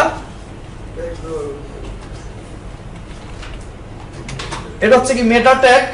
বললাম এখানে যা থাকবে মেটা ইনফরমেশন, তাকে দেখার জন্য ব্যবহার করতে হবে কি? মেটা ট্যাগ। তাহলে মেটা ট্যাগ। এখন আমি প্রথমে বলে দিয়েছিলাম ওর ল্যাঙ্গুয়েজ কি, এখন ক্যারেক্টারের আবার একটা এনকোডিং হয়, ক্যারেক্টারের আলাদা একটা এনকোডিং হয়। যেমন ASCII, ইউনিকোড, এগুলোর সাথে পরিচিত না আমরা? এগুলো হচ্ছে ক্যারেক্টার এনকোডিং। তাহলে ক্যারেক্টারের একটা এনকোডিং হয় মেটা চার্ট সেট, অর্থাৎ কার সেট পরে কেউ চার সেট পরে, আপনাদের আমার মনে হয় কার সেট পড়াটাই ভালো। তাহলে মেটা কার সেট অর্থাৎ ক্যারেক্টারের সেট, তাই তো? ক্যারেক্টারের শর্ট ফর্ম কার, সেখান থেকে সেট, কার সেট। এটা আমরা আসলে বাই ডিফল্ট, এটা যদিও ব্রাউজারের ডিফল্ট এবং এইটাই আমরা ইউজ করি, কিন্তু ব্রাউজারকে তার নিজের মতো কিছু করতে দিব না, এই উদ্দেশ্যে নিয়ে আসা। এবং এইখানে একটা বলার ব্যাপার হচ্ছে ছোট হাত বড় হাতে কোনো অসুবিধা নেই, তবে যা ব্যবহার করবেন একটাই ব্যবহার করবেন, একটা বড় আর একটা ছোট সেটা দেওয়া যাবে না। আচ্ছা, UTF-8 অর্থাৎ আমরা বললাম UTF-8 যে ক্যারেক্টার এনকোডিংটা আছে সেই ফরম্যাটটা ব্যবহার করো। তাহলে এইখানে এই ধরনের আরো অনেকগুলা ইনফরমেশন, অ্যাকচুয়ালি কি ক্যারেক্টার ফরম্যাট ব্যবহার করছি, আপনার ইউজারের কি দরকার আছে? এটা না, ইউজার কি আসলে কোন আপনি কোনো ওয়েবসাইট রিড করতে গিয়ে কোনো তথ্য পড়তে গিয়ে দেখছেন ওর ক্যারেক্টার সেটটা কি আছে, কোন ফরম্যাটে ক্যারেক্টার এনকোড করতে সেটা দেখছেন? এটা ইউজারের দরকার নাই, এর দরকার আছে ব্রাউজার, কারণ ব্রাউজার এনকোড করে তোকে দেখাইতে হবে। তাহলে ইনফরমেশনটা ব্রাউজারের দরকার। তাহলে এই ধরনের কিছু ইনফরমেশন যেগুলো সরাসরি ইউজারের দরকার নাই কিন্তু অন্যান্য পার্সপেক্টিভে দরকার আছে, সেগুলো জায়গা হচ্ছে হেডের মধ্যে। তবে একমাত্র একটা জায়গা, ও যে আসলে মাথা, ওরে তো চিন্তা হবে, ওর একটা দামই দিলেন না, তাহলে কেমন অবস্থা? ওকে দাম দেওয়ার জন্য আরেকটা ট্যাগ আছে যেটার নাম হচ্ছে টাইটেল, এবং সে একমাত্র ট্যাগ যাকে সরাসরি ইউজার দেখতে পায়, এবং তাকে দেখার জন্য আমরা ব্রাউজারকেও দুইটা ভাগে ভাগ করে ফেলতে পারি। একটা হচ্ছে ওর মাথার অংশ, যেহেতু টাইটেলটা এখান দেওয়া যায় এবং টাইটেলটা থাকে মাথার মধ্যে, তাহলে আমাদের নিউ ট্যাব কথাটা যেখানে ওঠে এটাকে বলতে পারি হচ্ছে হেডের অংশ, এবং বডি অংশটা হচ্ছে ব্রাউজারের মূল উইন্ডোজের বডিটা। তাহলে আমরা বডি অংশে যা কিছু লিখবো সবকিছু মূলত এই জায়গায় দেখাবো। তাহলে আমরা ইউজারকে যত ইনফরমেশন দিতে চাই সব থাকবে কোথায়? বডির ভিতরে, কারণ বডির অংশের সবকিছুই ইউজার সরাসরি দেখতে পাবে, অন্যান্য জায়গাগুলো দেখতে পাবে না।